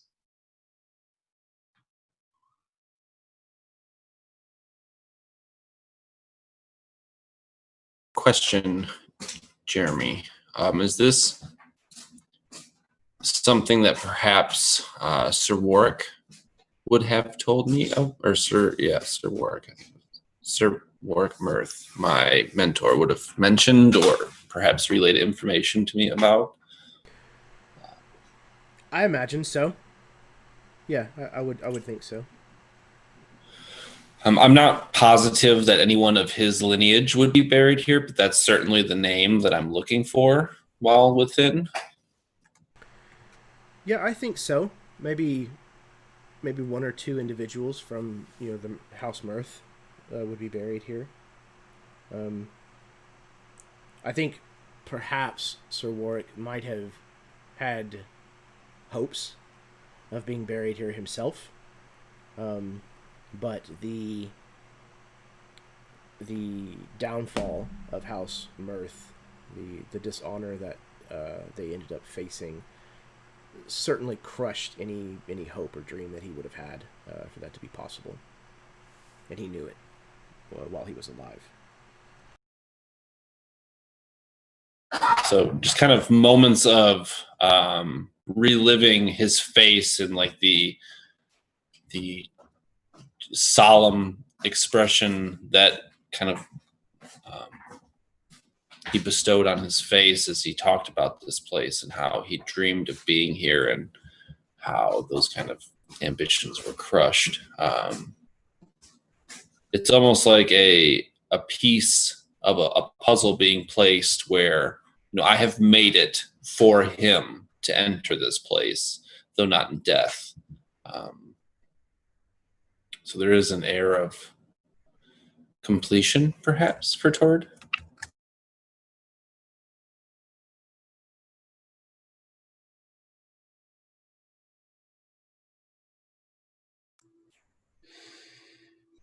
Before the doors open, I think the thing that Eddard does, he does this often when he's unsure about what's behind a door. He closes his eyes, and the doors open, and the cold air rushes through the corridor, and he just inhales the incense, feels the cold air on his face, and opens his eyes in awe of the fact that a place that he's heard so many legends about could look even more spectacular than the legends could have ever made it out to be. He looks around at all the different crypts as they pass through. Just without his quill, he's just absorbing this information, just taking it into his head, and on the lookout for one in particular, of course, but just in awe, absolute awe.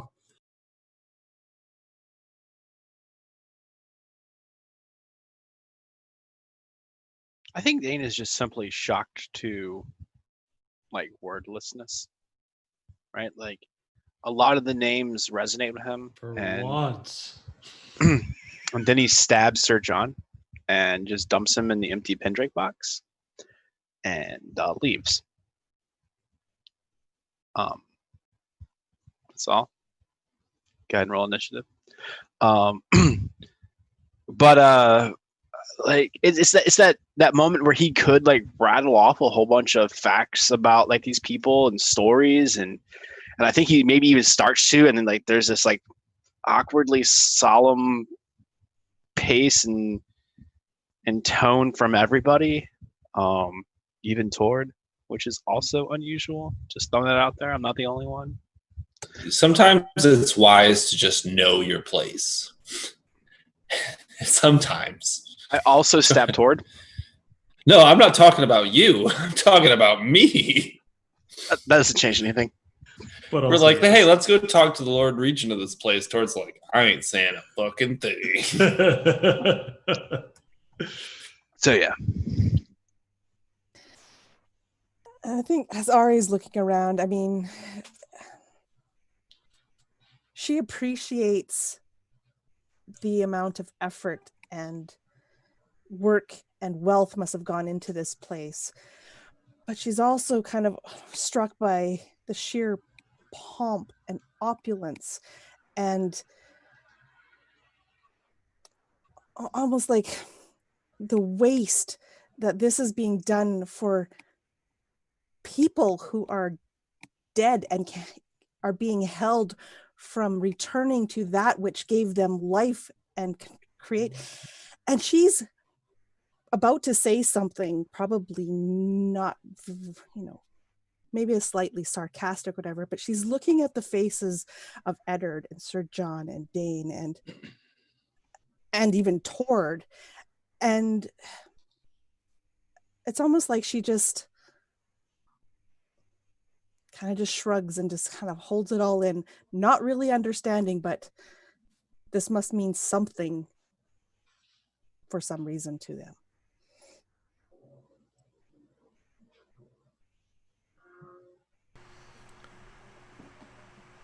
So you continue through these crypts, and it's built in this almost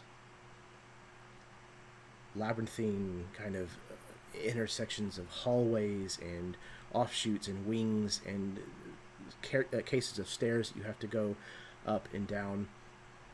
You'll have to, in this drawing, ignore the half-invisible woman and the horse, because those are not there. But there are some tombs that are out in the open.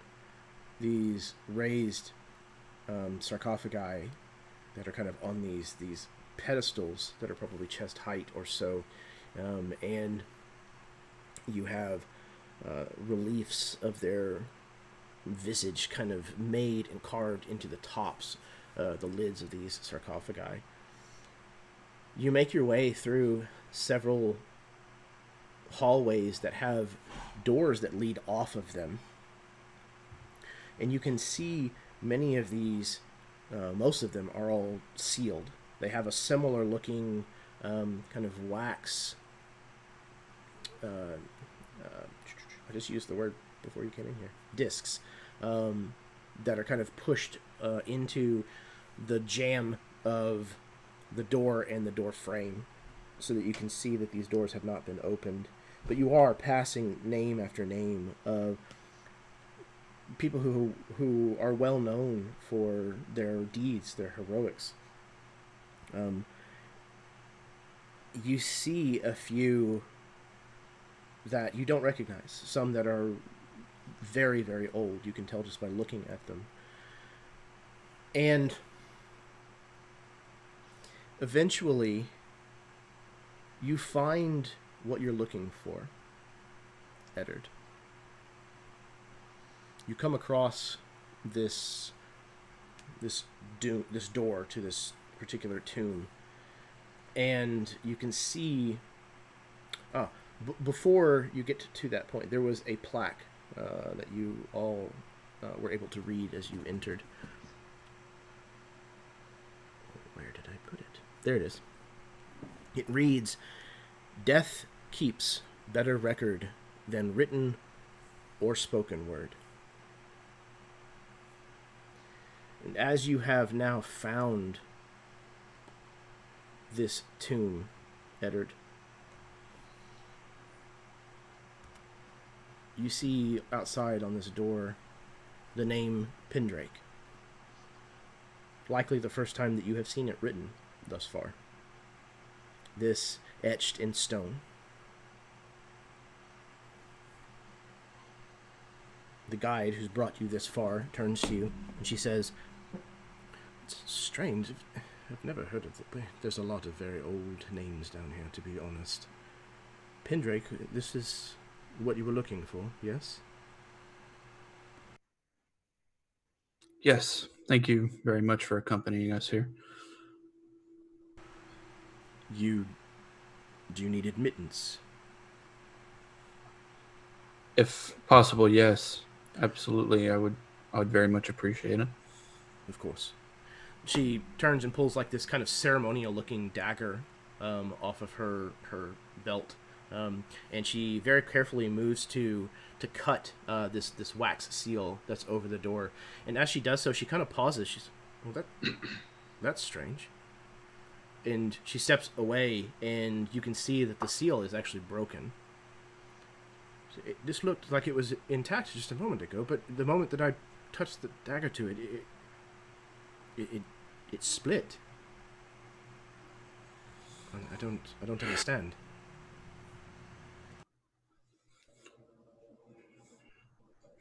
Curious. That means that somebody may have been in here. I should probably go back and fetch a supervisor. Well, maybe I should check inside first. I don't. Stay here. And she turns and she reaches her hand for the latch of the door into the tomb, and she opens it. And when she does that, the torches and the candles in your immediate area go out. This gust of kind of a balmy wind rushes out of this tomb, and you're all cast into darkness.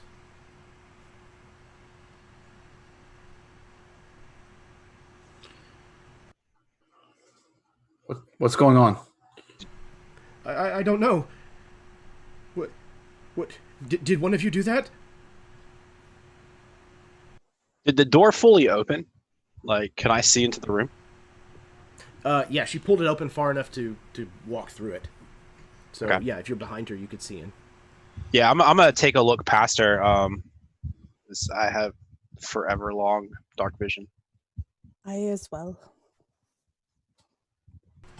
Okay. Ariana, Shial, and Dane.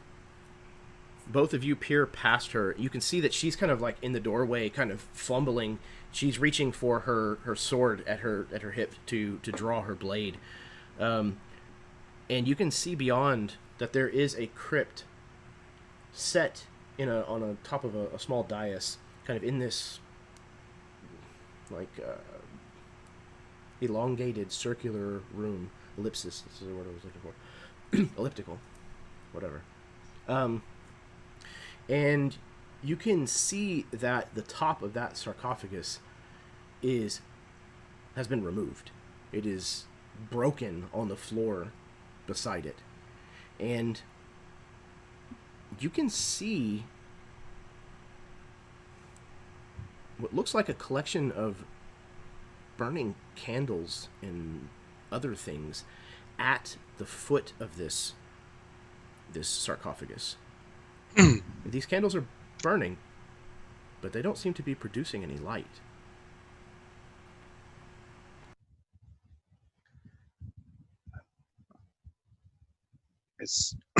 It's wow. It's just as we feared. What you can see? How is that possible? Special training. I've taught him some of the ways. She's trying to cover for you a little bit. There's some sort of ritual going on in there, Eddard. Candles, they're lit. They're not casting light. The tomb thingy is open. The sarcophagus it's opened? That's the word. Yes. It's broken on the floor, the lid. There are thieves here. We must relight the torches. I can't see anything. She starts fumbling around along the wall, kind of looking for a sconce that has a torch in it. So you said that the candles at the foot of the sarcophagus are all like lit, but not shedding light. Correct. So, like with your dark vision, you can see a flame like flickering on it, but it's not throwing light away from the candle at all. Does it look like it's sucking it in almost? Like the opposite? Not really. Because this is just normal darkness. It just happens to be like inside of a tomb dark. Yeah. This is definitely underground pitch black. Eddard is sending a message to you, Dane, telepathically. It's illusion magic. I would like to make an Arcana check if I can, because Ariana Shell can cast darkness. And just to see if maybe that's what's happening over top of these candles. Okay. Go ahead and roll. Oh, that's a 9. Sir John, I still have that trinket that you got me in here, and I'll pull out a lit coin as I just cast light on a coin.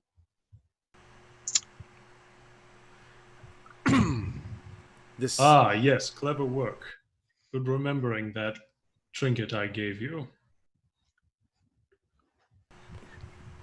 This guard does not seem to be too concerned with the truthfulness of the ruse. More at the fact that you have a golden, shining coin. She says, "Oh yes, that's much better. Please," and she kind of rushes forward into the room. I will follow her in. Yeah, Eddard's following.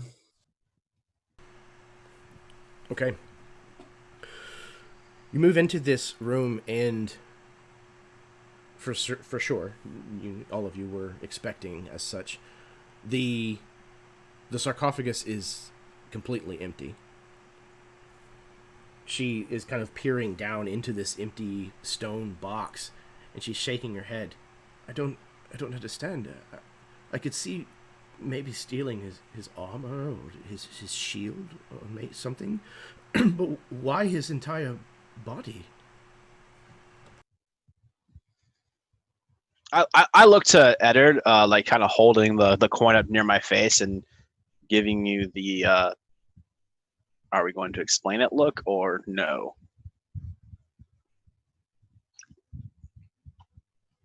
Kind of like, This is a tough situation to be in. So we already didn't say anything about it to the Duke. there are lots of, well, not lots of, there are black magic practitioners that might need the body for something. So maybe that's what we're up against.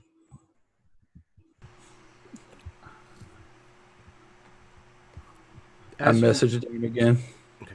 Good thinking.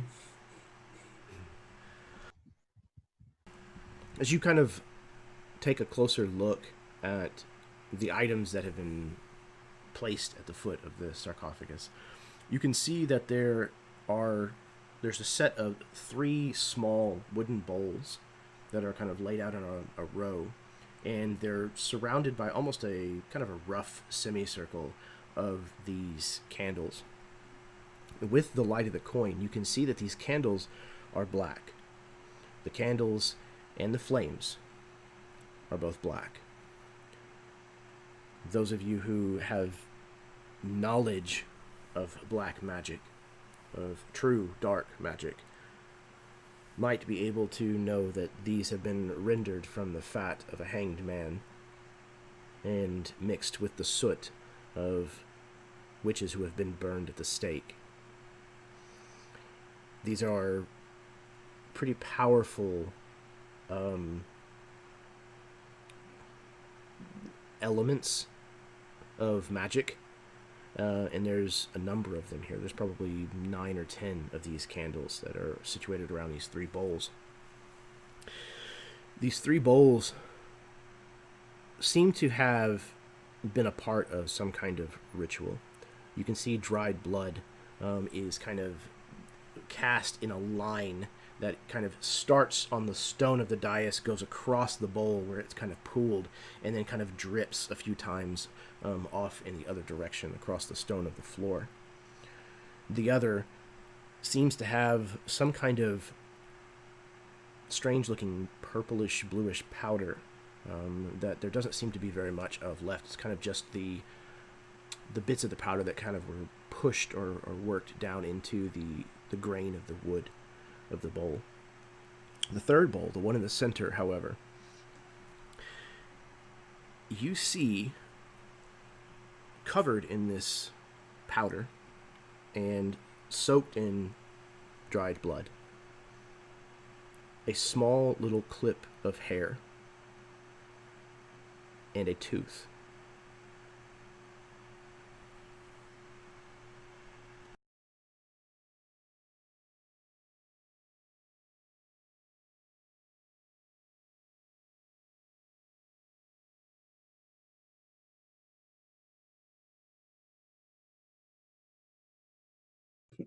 Yeah, I don't think Eddard's missing any teeth. But could I get a close look at the hair? Absolutely. You're certain, Eddard, that this is yours. Okay.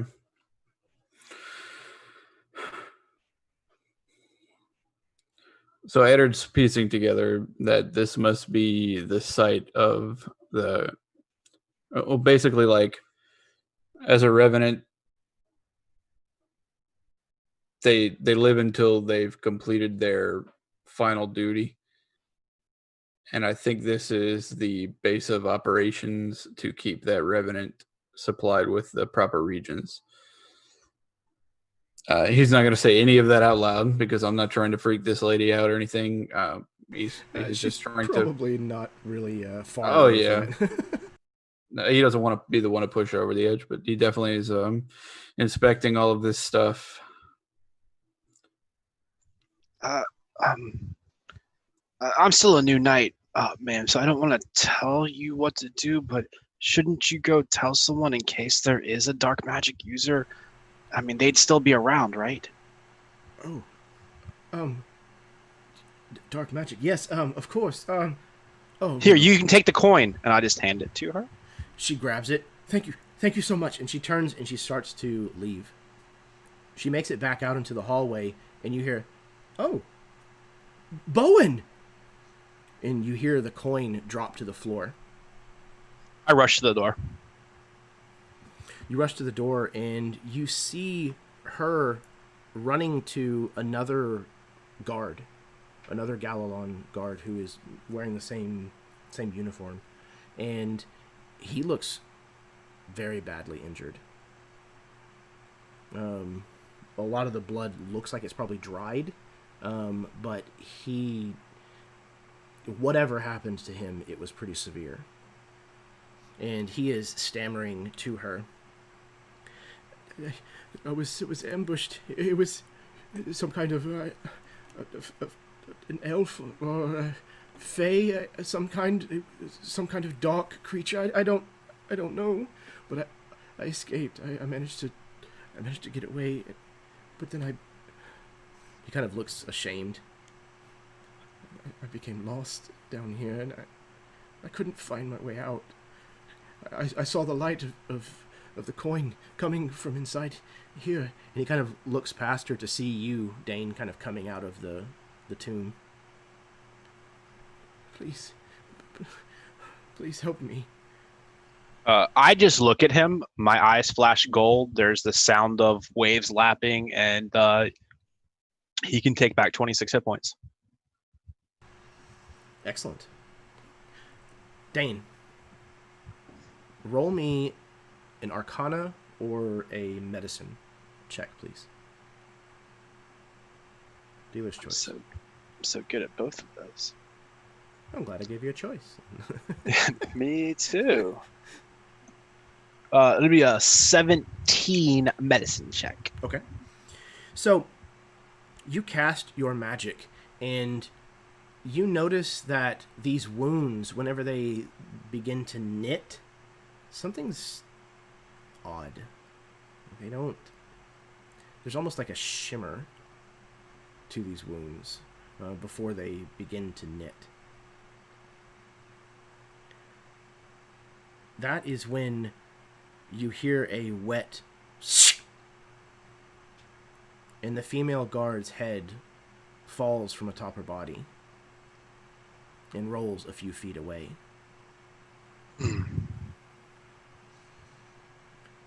The other guard looks up at you, Dane,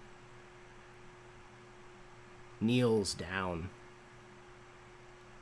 and takes off his helmet. He dips his helmet into the blood that is pouring out of her collapsed body and her head, and then places it back on top of his own head. And as he does so, that same shimmer occurs. And he transforms in front of your eyes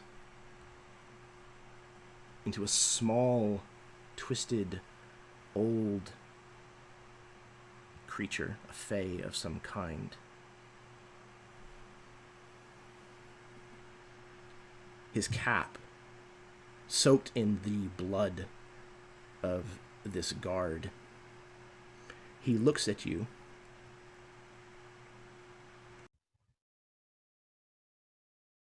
Tonight I'll be dining on your bones.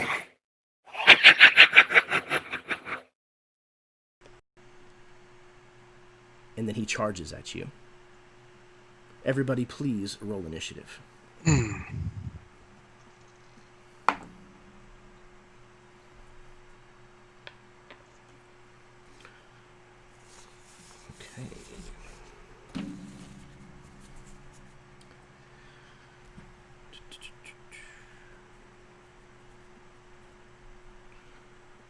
Okay, let's see here.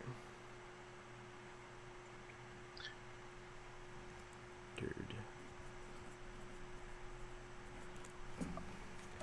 14, Sir John, with that bat and cleanup. Ari. Hey, so this is going to be really important. They took everyone's weapons earlier, and they never said they gave them back. So, because we're still inside the palace going to the crypt, did they actually give us our weapons back? Yes, they would have given you your weapons back. Okay. Oh, yeah, sorry, I forgot to... Yeah, I have to do a secondary mute on my mic. I forgot to do that. That's my bad. He said he was gonna dine on your bones. The only Figured words I about as understood, much. the only word I understood was bones, and I just assumed. There you go. Okay, Dane's 19 toward... Is it? Okay. All right. Dane, you are just outside the door of the crypt. This transpired a mere 20 feet away from you.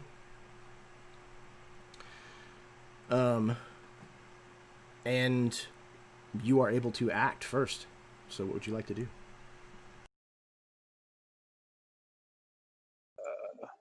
Is crying a bonus action? I think it's a free action, actually. Okay, great. So free action, cry.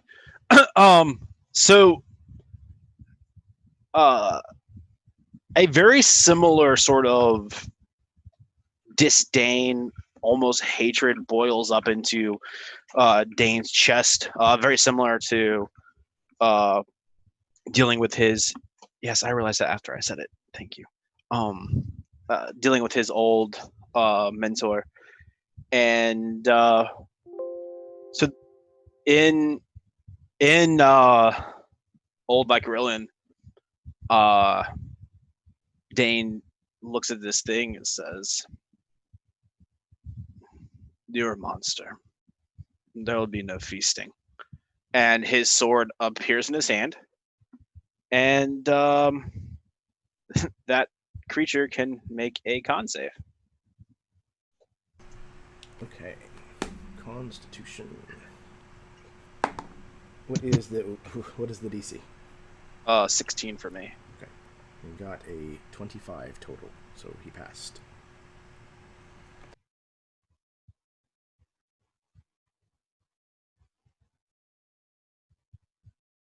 Okay, interesting. All right, no effect then.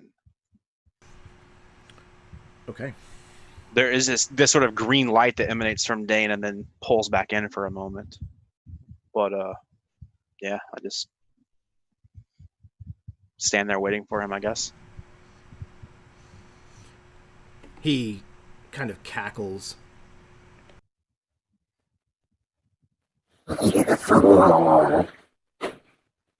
Magic is no stranger to me. I wield magic older than your entire family.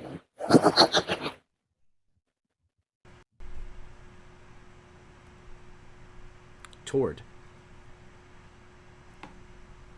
You have heard some kind of exchange happen just outside at this tomb. What are you gonna do?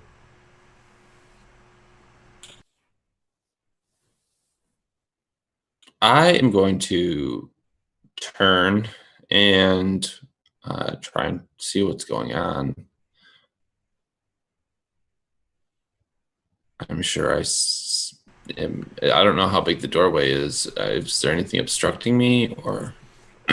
Dane is kind of stepped just outside, kind of beyond the door frame, and you can kind of see his silhouette kind of backlit from the light source of this coin that's kind of laying in the middle of the hallway outside. So, like, if you could certainly walk past Dane in the doorway and be in the hallway within 10 feet. I'll do that. Foul creature, you will be slain. I'm going to attack. Okay. You close with this diminutive monster and bring your sword down. Are you attacking with your sword? Yes. Okay. Because you have that flail. Yeah, I have a flail. I do. I'm not saying that's what you need to use. I know. I have thought about that at least 8 times this game, but with 2 attacks, the first is I got a natural 20 on the second one. But the first is should have been prepared. 22, and the second is a 27, natural 20. Both of those will hit. All right.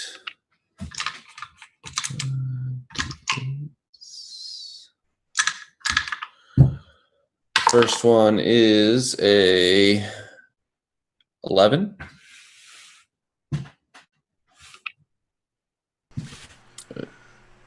Points.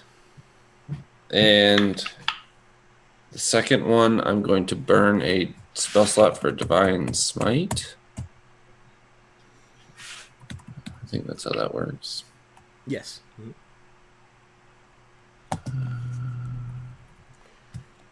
And your sword is just a mundane steel sword? Yeah. Okay. Yeah.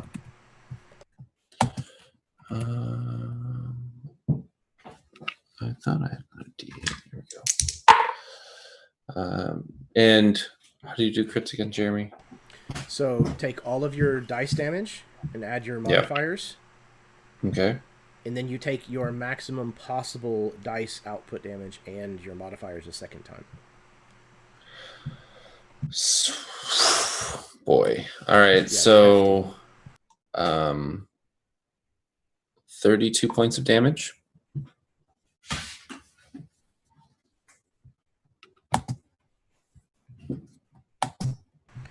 So you slash twice into this creature.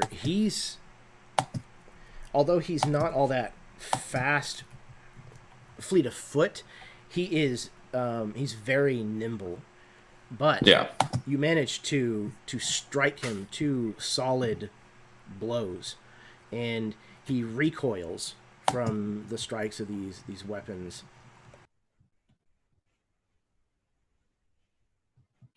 You're a nasty orc. I will eat you last.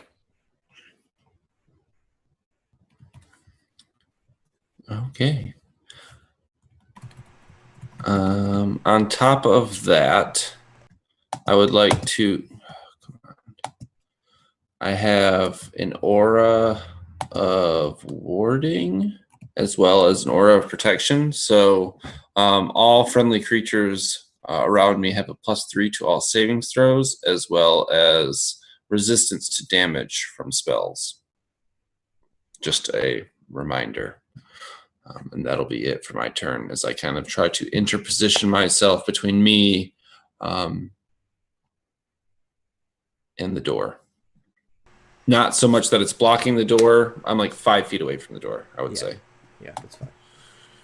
And now that you've gotten close to this creature, Tord, you can smell that very earthy, musty smell of fungus mushrooms. And you can see that this guy has mushrooms growing on his clothing, in some of the weave of the fabric of this bloody hat that he's wearing. In this beard, there's a few, fungal like growths coming out of it. He's covered in these mushrooms. Okay, that is toward Eddard. You're up. I'm sorry. I have a bonus action. Oh. I would like to cast Compelled Duel. He needs to make a Wisdom save. And if he fails, he feels compelled to fight me. It has disadvantage on attack rolls against creatures other than me. And it can make a Wisdom saving throw each time it attempts to move a space that is more than 30 feet away from me. Okay, cool. Okay. DC 14. I don't know if I said that. You said it's a wisdom? Yeah. He failed with a 13. Fight me. Foul creature, you must face me. Very well. You will be first then. I think I'll start with your legs.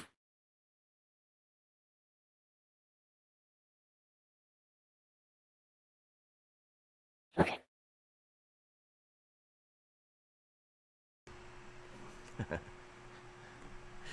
There's so many damn buttons to juggle. Who did this? Why did you do this to me? Alright. The super menacing, super serious creature that is threatened toward... Can't go yet because it is Eddard's turn. Okay, so can you give me a read of the room? Tord is now positioning himself between the door going outward. So they're flanking him on both the side. So Dane is kind of just outside the door. Uh-huh. Tord is like a step or two beyond the door, kind of interposing himself between this small little creature and Dane is kind of the way I saw it. Oh, so he's in front of Dane now? Yeah. Okay. Because Dane attacked from range. Well, I got you. he used an ability with a range. And is this hallway pretty big? It's decent sized. I would say it's probably 20 feet wide at this point. Okay. All right, well, Eddard will take off toward the outside after hearing the commotion of combat. As he passes Ariana Shiel, he brushes his hand along her back and says, "The right flank." And he is giving you a bardic inspiration die. That's 1d8 for you. Let's see. So Eddard kind of maneuvers out around the creature, or around Dane and around Tord. Seeing the creature focused on Tord, he attempts to circle around the back, and he will take an attack of opportunity if that's what it takes, but he's going to get behind him. Yeah, you probably have to pass pretty close. So Right. he would get a swipe because the weapon he wields is actually a polearm. It's a pike. Oh, shit. So he is going to take that opportunity attack against you. What is your AC? AC 13. Okay. He hits with a 17. Okay. I think he has disadvantage. Oh, that's right. Wait. Because of your Yeah, he's attacking compelled me. duel. Very good call. Good. Okay, so he's going to miss with a 10. Oh. Tord, you beautiful, beautiful creature. Stepping in the way, his pike pings off the steel of my shield. And Eddard kind of takes this opportunity to do like a roll kind of behind Tord to get behind this creature. He pulls his dagger from his belt and it spins around in his hand. And as he grabs it, it just flares up with this purple light and he will backstab this creature with, let's see if he hits first. Let's do all that first. 25 to hit. That will hit. And for this, I'm going to expend another charge of my Bardic Inspiration to deal Psychic Blaze damage and also sneak attack. So let me see. My actual attack is 6 on the die, slashing, or I'm sorry, piercing damage from the dagger. 6, 7 points of psychic damage, and 1 extra point of sneak attack damage. So it's 14 total?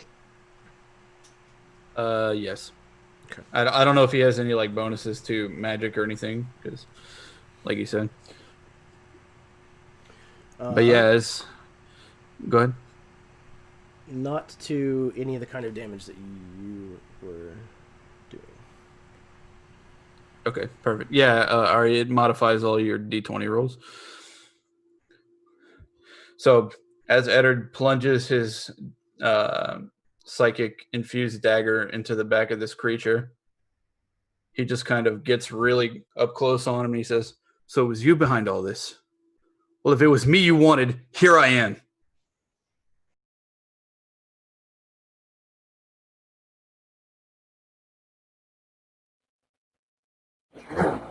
Not me. I serve a queen. A terrible queen. Far more terrible than you. We'll see about that. As he says this, when you stab him, he has turned and he shakes his body. And as he does so, blood from his cap and these spores are kind of flung everywhere. Dane, being a little further back from the situation, you notice that almost instantaneously, small little mushrooms begin to sprout and grow at the end of this guard's neck, and all over where the blood has kind of landed upon her. Eddard, are you done with your turn? Yes. Okay. This small creature has now turned towards you, Tord, and you can see he's kind of like panting.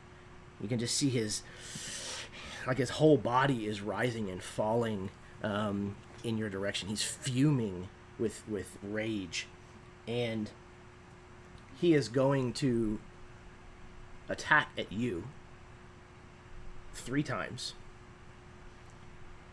Twice with this pike, and then he comes in to follow it up with a bite. What is your armor class? AC 19. Okay. The first one is a 19 on the die, so he's going to hit with the first. The second is only a 17, so the second pike hit will miss. The bite is a total of a 19. So he hits you once with this pike, and then it misses as it clangs off of your armor. But then he manages to come in very quickly and sink his teeth kind of into your ribs, right underneath your arm. The pike is going to deal a total of 17 points of piercing damage as he jabs the end of this pike into your thigh. And then his teeth are going to deal 11 further points of piercing.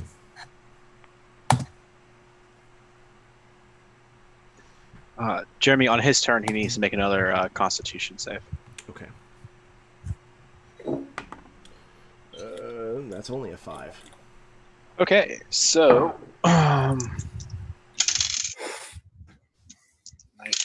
19 plus 11 is 30. Is that right? 19, 11 is 30. Yes. So he'll take 30 points of radiant damage. He'll suffer 1 level of exhaustion, and he begins to emit a greenish glow around himself.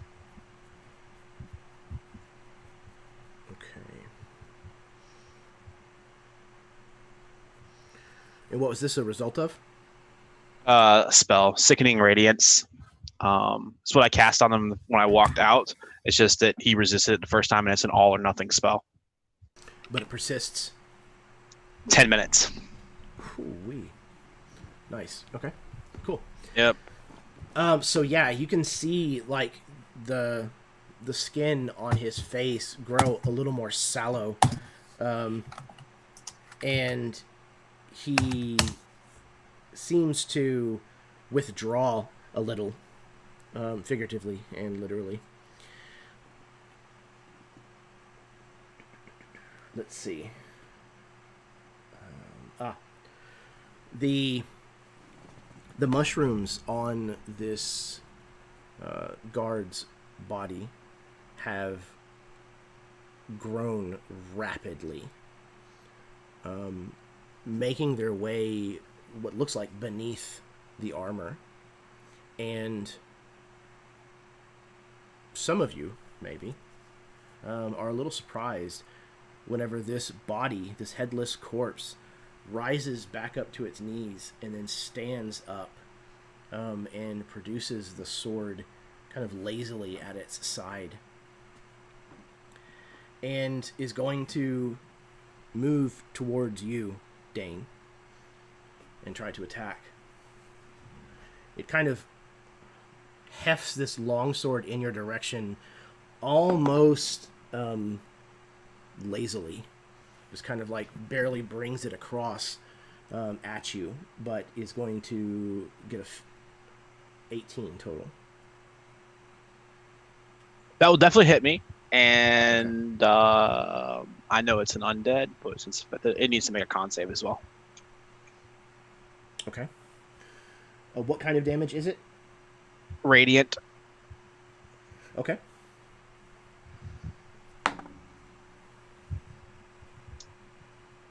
It failed.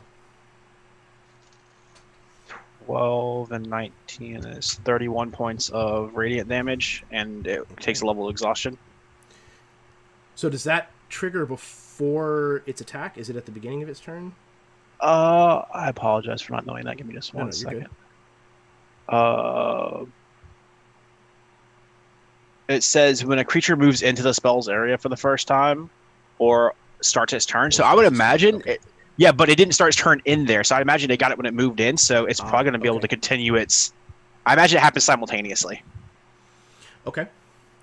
Right, because if it's moving with intent, then I think it would still manage to sort of like... I mean, if it's dying, it's just going to collapse in that swing as it guts me, because it definitely hit me. Okay. So yeah, it kind of stumbles and falls apart. Like the armor and stuff almost turn to like this... almost like a sludge, with the body and the mushrooms kind of leaving and leaking through the bits of this armor, but it kind of led with its sword and manages to pierce you for 6 points of damage. When it dies, I need Dane and Tord, both of you please, to make a Constitution saving throw.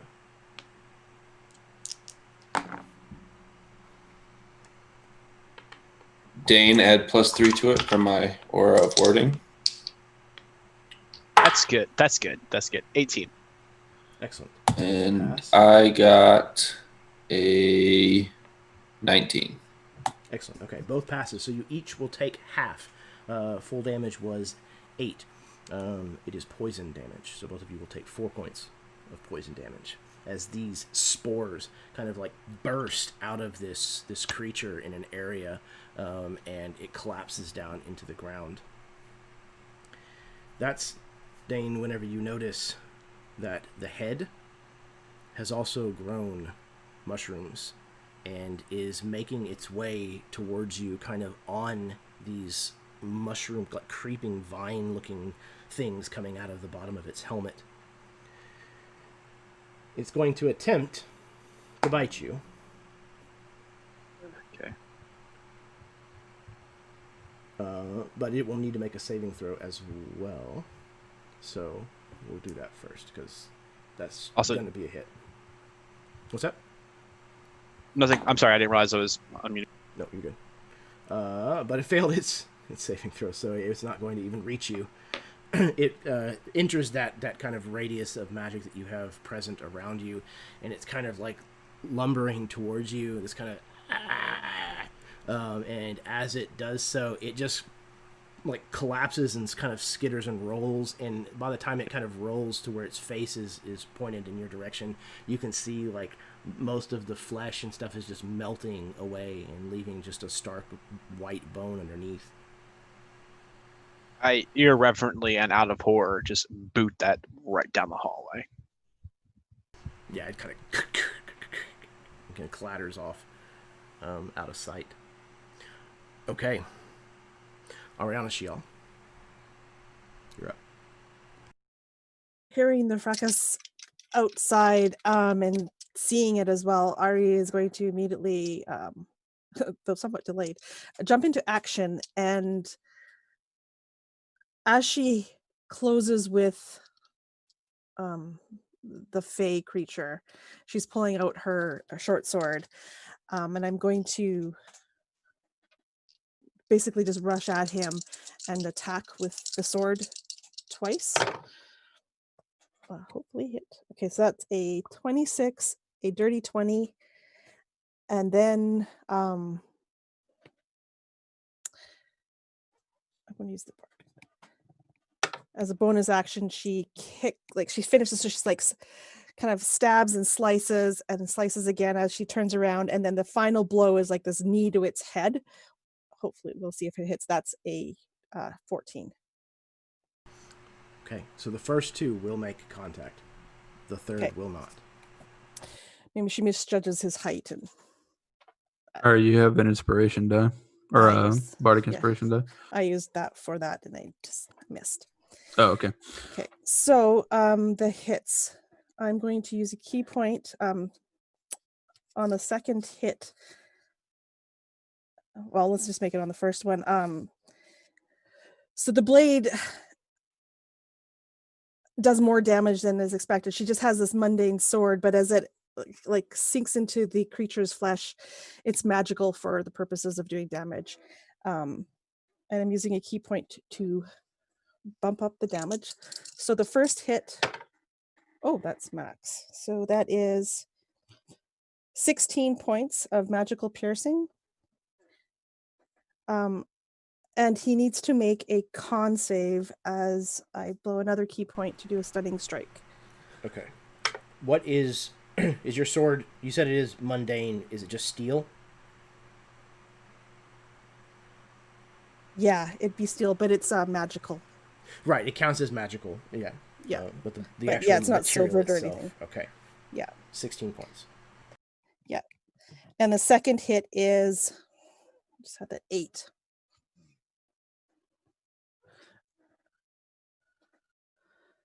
So it needs to make a con save, DC 14.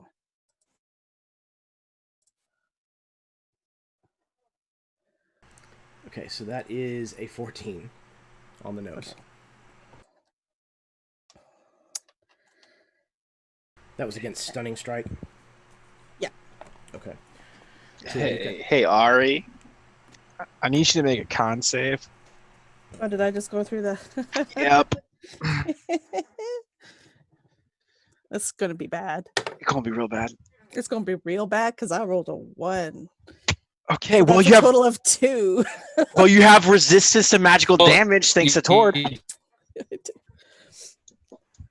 you also have a +3 on the save? So that makes it a 5. So maybe you have an inspiration? I don't. Okay. Well, oh, wait. I do. I'm going to use one. Yes. Use it now. Not for nothing, but... Oh, yes, that's much better. So that would be 17, dirty 20. Okay, so you'll take half of 38. Oh no, you saved. So you're good. You're good. You saved. It's all or nothing. Okay. That would have hurt very much. But I would imagine that for everybody who sees it, like you see that same green flash like wash across Ari also. So at this point, like it's pretty obvious that area may be bad. It made me feel bad. Okay. That was Ariana Shiel. Sir John. Okay, so the mental picture that I have, there's a hallway and there's a tomb, and Tord and Eddard are inside the tomb battling the red cap. No? We're in the hallway. Yep, they have stepped out into the hallway. You are still currently in the tomb. Okay, and the tomb has the guard, or nobody's in the tomb anymore? You're the last person. Okay. That's where the sarcophagus and the kind of candles and all that were arranged. So it's just like literally like a short jaunt of hallway that connects this elliptical room into this larger hallway of the crypts where all of this is taking place. Sure. Well, everyone who's fighting out in the hallway hears the bright shing of the talon of foresight being drawn from its scabbard. And then I charge out into the hallway and I see this red cap going on with a pike. And I say, let's see. Well, wait a second. So the head's been kicked down the wall. The red cap has suffered a bit of damage. And the headless corpse that's animated is like, what's it looking like? What kind of shape is it in? It's currently kind of melted in a puddle on the floor. Perfect. Wonderful. Yeah. Love it. The bones and the all armor right. are the only thing left. Yeah. In that case, then I charge at the red cap and I say, a pike is a ridiculous weapon for a tomb corridor. I should know. I'm a master of the halberd. And then I'm going to make my attack against this piece of crap. So let's see here. That's going to be an 18 to hit. That hits? It does. Cool. All right. So then that's going to be 16 damage against this thing. And I would like, actually, hold on. That's not how this works. No. I'm going to do a disarming strike. I've hit him. All right, cool. So it's actually another 6 hit points. It was 18, so it's, no, 16, so 22. And then it has to make a strength saving throw. As luck may have it, actually, you can go ahead and describe what this blow looks like as it kills this creature. Yeah, okay. In that case, then it's got its pike held up and it's doing its thing. And I basically grab the end of the pike and pull it down and then come up and slash it across the hands. Oh no, there go my dice. Anyway. So I slash it across the hands and it drops the pike. And I'm like, pikes are thrusting weapons. And then I thrust my sword up into its face.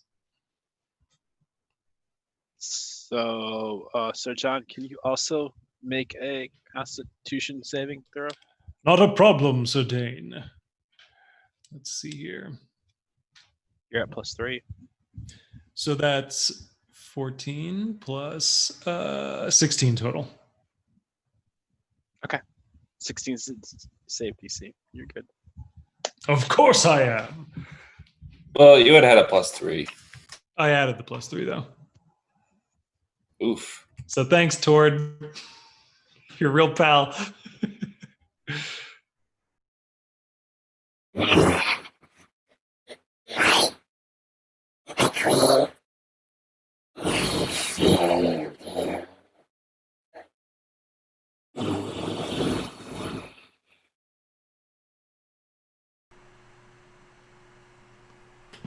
The red cap ceases to move. Could on the you end of your blade? translate that? He said, "My queen, I have You're failed still you." muted.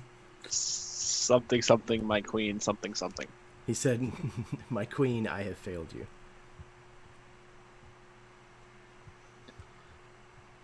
That's a true statement. It's meant to be cool. Damn it. No, it's great. I mean, it scared No, The effect is there. it scared the piss out of all of us the first time. Especially when it was going twice, and I was like, "Oh shit! What the fuck is this. Cthulhu gnome. No. It's The Arthurian. effect is there. It's just hard It's to garbled. interpret sometimes. Yeah, for sure. So he's trying to be creepy, and it's like, yeah, you're creepy, but I have no idea what you're trying to say to me, dude. Yeah, I also missed the section that he said to Eddard specifically, except for the Something part about eating your working for- bones. No, before or after that, he said he was just he was working for a higher power, I think, something to that effect. Yeah, a dark queen, a terrible queen. Terribly ugly. Ooh. He said a dark queen, a terrible queen, more terrible than you. There you go. Yeah, and I said we'll see about that. Yeah. Well, I am a great queen, actually. Okay, so the red cap is no more. He is slumped off of the end of Sir John's sword into kind of a messy, earthy heap of mushrooms and blood on the floor. What would you like to do? Was the guard wearing like a tabard or a cloak of any kind? Definitely. I'm going to utilize that to scoop up the body. I don't want to touch this thing, but I think it would be rewarding to take this to the higher powers that be, so we don't look like we just murdered our escort. That's fair. Right. Dan, is that spell still active? I'm gonna not make it active. All right, perfect. Is the escort's body still there? It's still like it's goop, like it's donezo. We can't bring that back. I think that's what Tord is doing. He's scooping up what... So, like, it's armor, bones, her weapons and things, her body, her flesh and blood is all kind of, goopy. Is Tord grabbing her or the red cap? I'm grabbing the red cap. Oh, I mistook. Okay.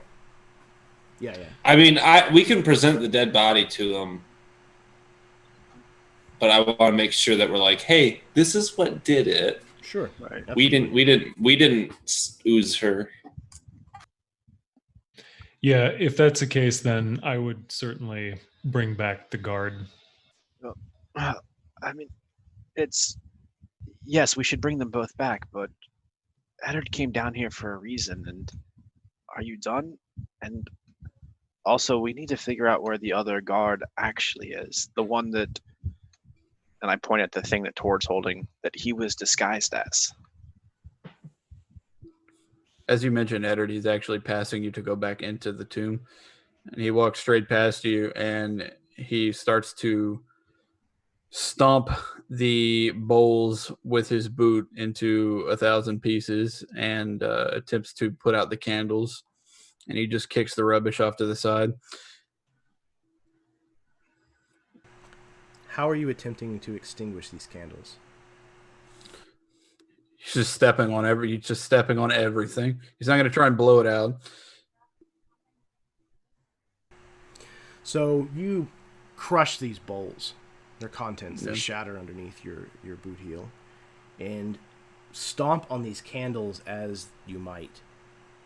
They don't seem to show any effect of your rage. And they don't go out.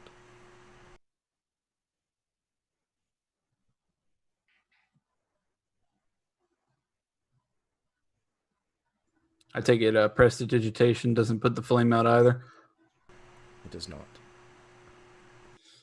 Okay. Could I, utilizing the information that I may have gleaned from the grimoire in tandem with any kind of witchcraft I may have learned from Zera, be a little bit more familiar with what's going on here through maybe an Arcana check?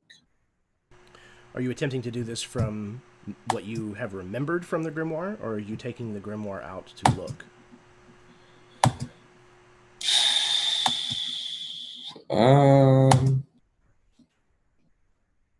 I'll take the grimoire out to look. I'm going to say, if you don't take it out, Eddard's going to ask you for it. Then you may roll. Dane's like, hey, don't you have that book? Eddard, shush the book.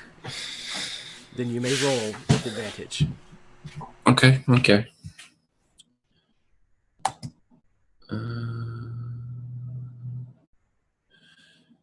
First is a 12. Second's a 7. Arcana is not my forte.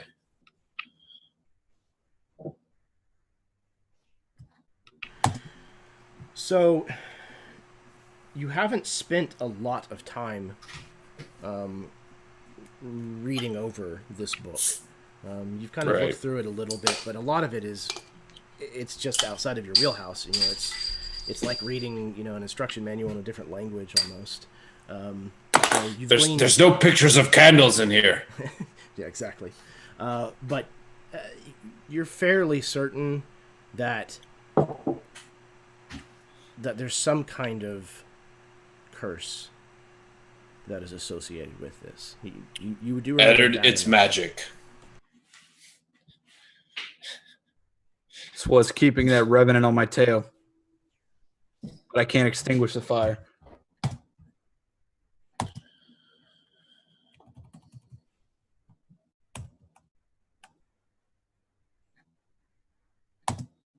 I'll bet anything that creature was coming down here to refill the reagents needed to keep this curse going.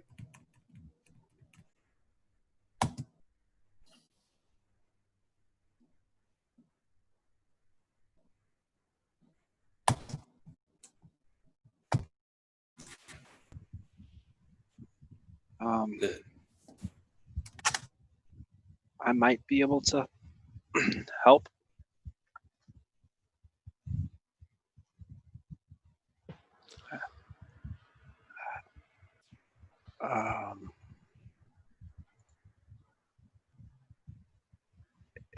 It'll take me a little bit, but I might be able to. I'll try. Take all the time you like. I'm not leaving for the moment.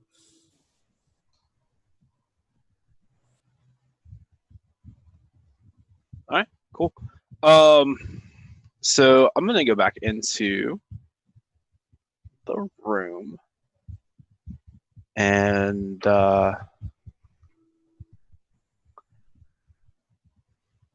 not 100% sure what I'm doing at all.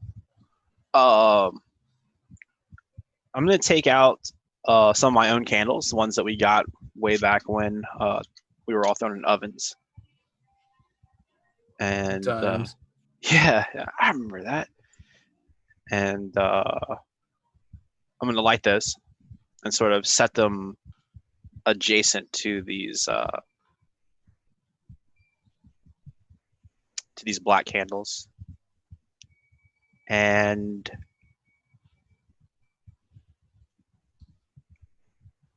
I'm going to sort of sit there and recite this fairy tale bedtime story that my mom taught me when I was little. But there's large chunks of it that are in Old Vykaril. And the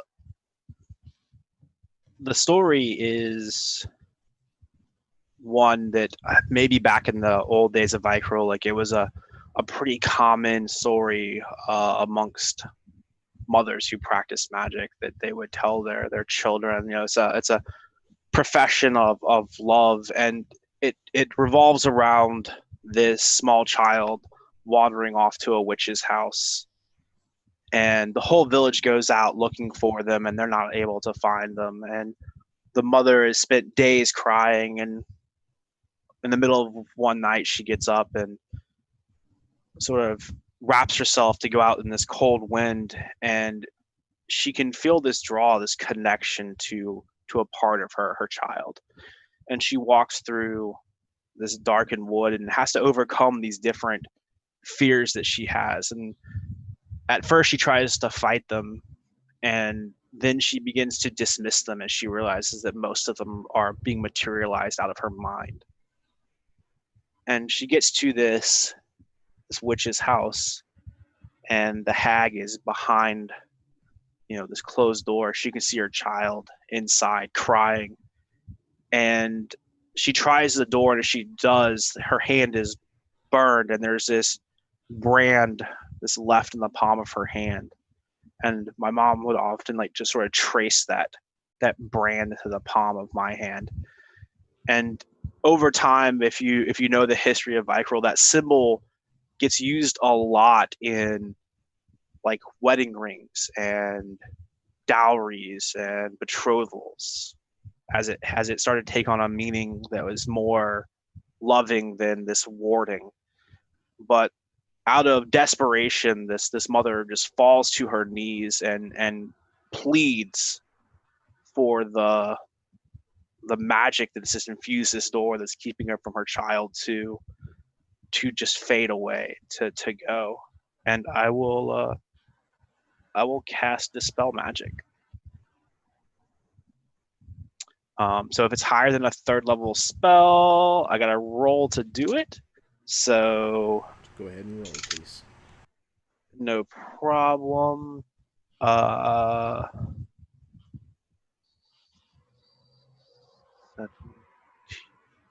So I will be able to dispel anything that is level 8 or lower.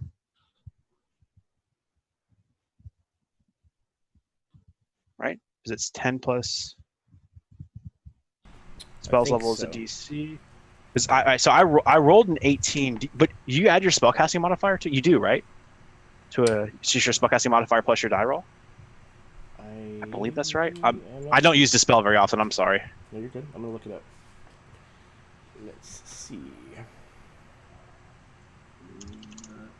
An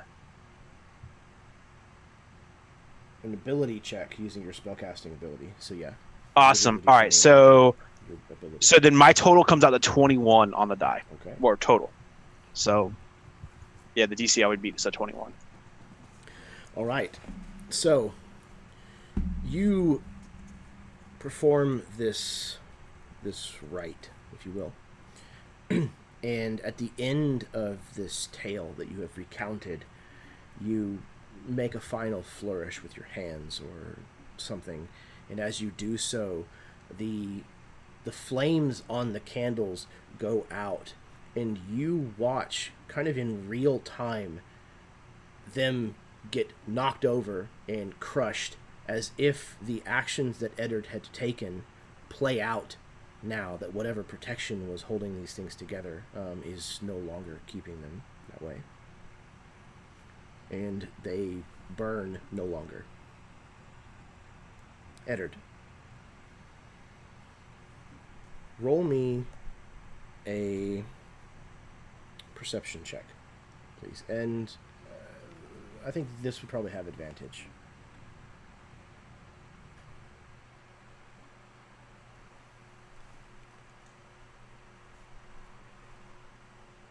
Let's see, use a 14 on the die with advantage. Let me look at my stuff. Perception? Yes.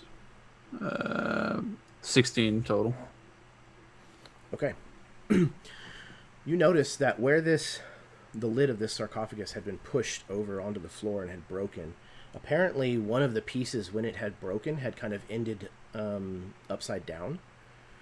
And you can see that there is a part of a message that has been chiseled into the underside of the stone of the lid of the sarcophagus, but you can only read a very small portion of it from this one broken piece. Is it like shattered or?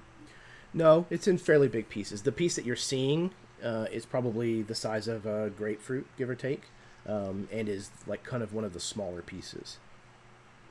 Okay, well, if that's the case, Eddard will start flipping the other pieces and trying to assemble this puzzle of sarcophagus cover pieces, but not before he looks at Dane. He says, "Dane, you've done it. You've done it." And he kind of just gives you a pat on the back. He says, "Thank you, Dane."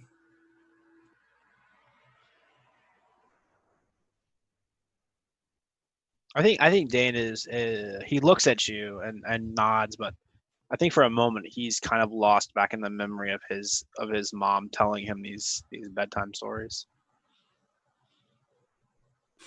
Unfortunately, with what the discovery just made, he doesn't really stop too much to check on you. It's just the reality of the situation. He rolls over and just starts flipping these pieces like mad, trying to figure out what goes where. Some of the larger pieces take quite a bit of work to upturn, but once you have them flipped over, you're able to kind of pivot them and move pieces around with some frantic effort. You manage to get them all together again, and you can read the inscription on the inside of Garfren Pendrake's sarcophagus. It says, "My most trusted of knights and closest of brothers, my love for you is hardly diminished, even through betrayal." And it is signed Mathuran Gabrain. That is where we're going to end our session. So, thank you very, very much for tuning in this evening. If you watched along with us live, thank you very, very much. If you are watching at some point in the future, it means the world to me that you are here. Please, if you enjoyed what you saw, hit the like button, subscribe, stay tuned. There's plenty more to be had for both Beneath the Banner's Shadow as well as the other games that are run here and other various videos and sundry that you can find. Thank you very, very much once again to the 5 of you for every time that we sit down to play this game, for absolutely bringing your top-notch A-game to the story and these characters. Like I said at the beginning, these characters feel real to me, and they breathe a lot of life into this world and the story that we're telling. So thank you very, very much, sincerely. I'm going to pass it over to my players so that they can do any outros, tell you that they love you, etc., etc. And then we'll put a bow on this and call it an evening. So, first up, we have Baron. Hey everyone, I'm Baron. I play Masaka Tord. Certainly want to echo the statements said in the beginning of the video on our attention to the events happening in Minnesota at the moment. We certainly enjoyed this moment of escapism, but our attention is not wavering from the issues at hand. So we would like to use the voices we have and the privileges we enjoy to extend that hand to those who do not. And I want to wrap my statement up by saying I love you all, and I hope that we can come together for a better tomorrow. And as usual, thank you for having me. It has been a pleasure, and I'm really sorry for calling Eddard Dane like 3 times, but it happens when I'm not. Whatever. Thanks for having me.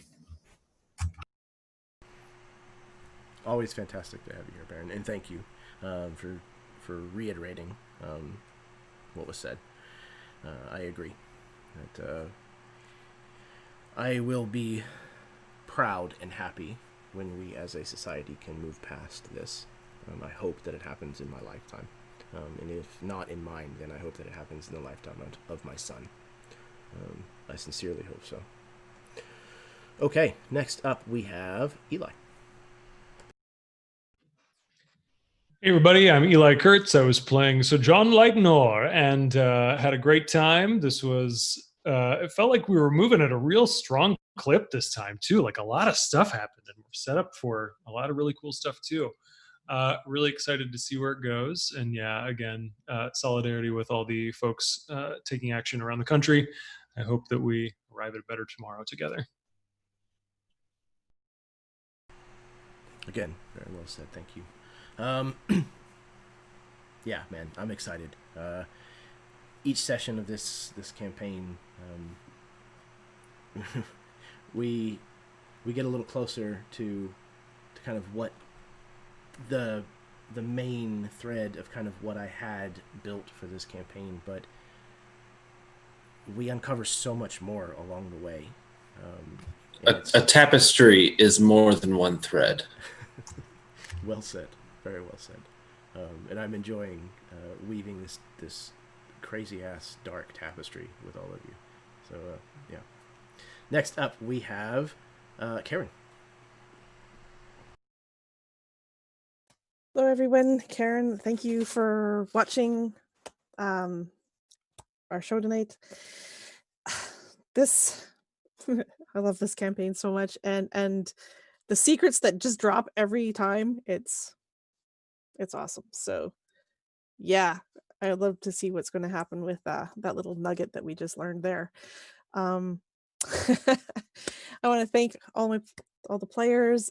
Jeremy, this is amazing. I look forward to this every single month. So thank you so much. And I just echo what the other guys have said. We just need to be better together, people. Let's be better. I wholeheartedly agree. And yes, if we are going with the old adage of the plot thickens, this plot would be fucking molasses by now. And I'm sure it's only going to turn into old molasses. I don't know. It's probably only going to get worse. So hopefully you enjoy chewing. This analogy got away from me. All right. Next up, we've got Steve. Hey everybody, yeah, great game. Jeremy, as always, really enjoyed it. It was a lot of fun, and especially to take a break and kind of, like we said earlier, sort of escape for a moment. Speaking on current topics, I've seen a lot of people saying like writing doesn't do anything, and that it's wrong. And there are times that it's wrong, and there are times that it's done stuff. My only word to anyone who's thinking about joining a protest is we're going to see these pop up across the nation. It's going to happen. Remember that there is a very thin line between protesting and perpetuation. Scream, act, protest, but don't stoop to that level. That's all I'd ask.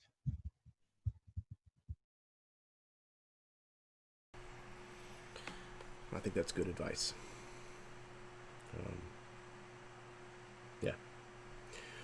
Okay, last but certainly not least, Josh. Hey guys, I'm Josh. I played again tonight, Eddard Bainton Pendrake. AKA Dane. Yeah, AKA Dane Bainton Pendrake Eddard Jr. or something. You have the most names out of everyone. Yeah, I mean, I'm just collecting names. That's the real reason I wanted the Pendrake title and the lordship. I'm just collecting names and titles so that I can be the most titled and named person in the land. The power of the quill. What quill? What quill? Anyway, great game, everybody. What a cliffhanger to end that on.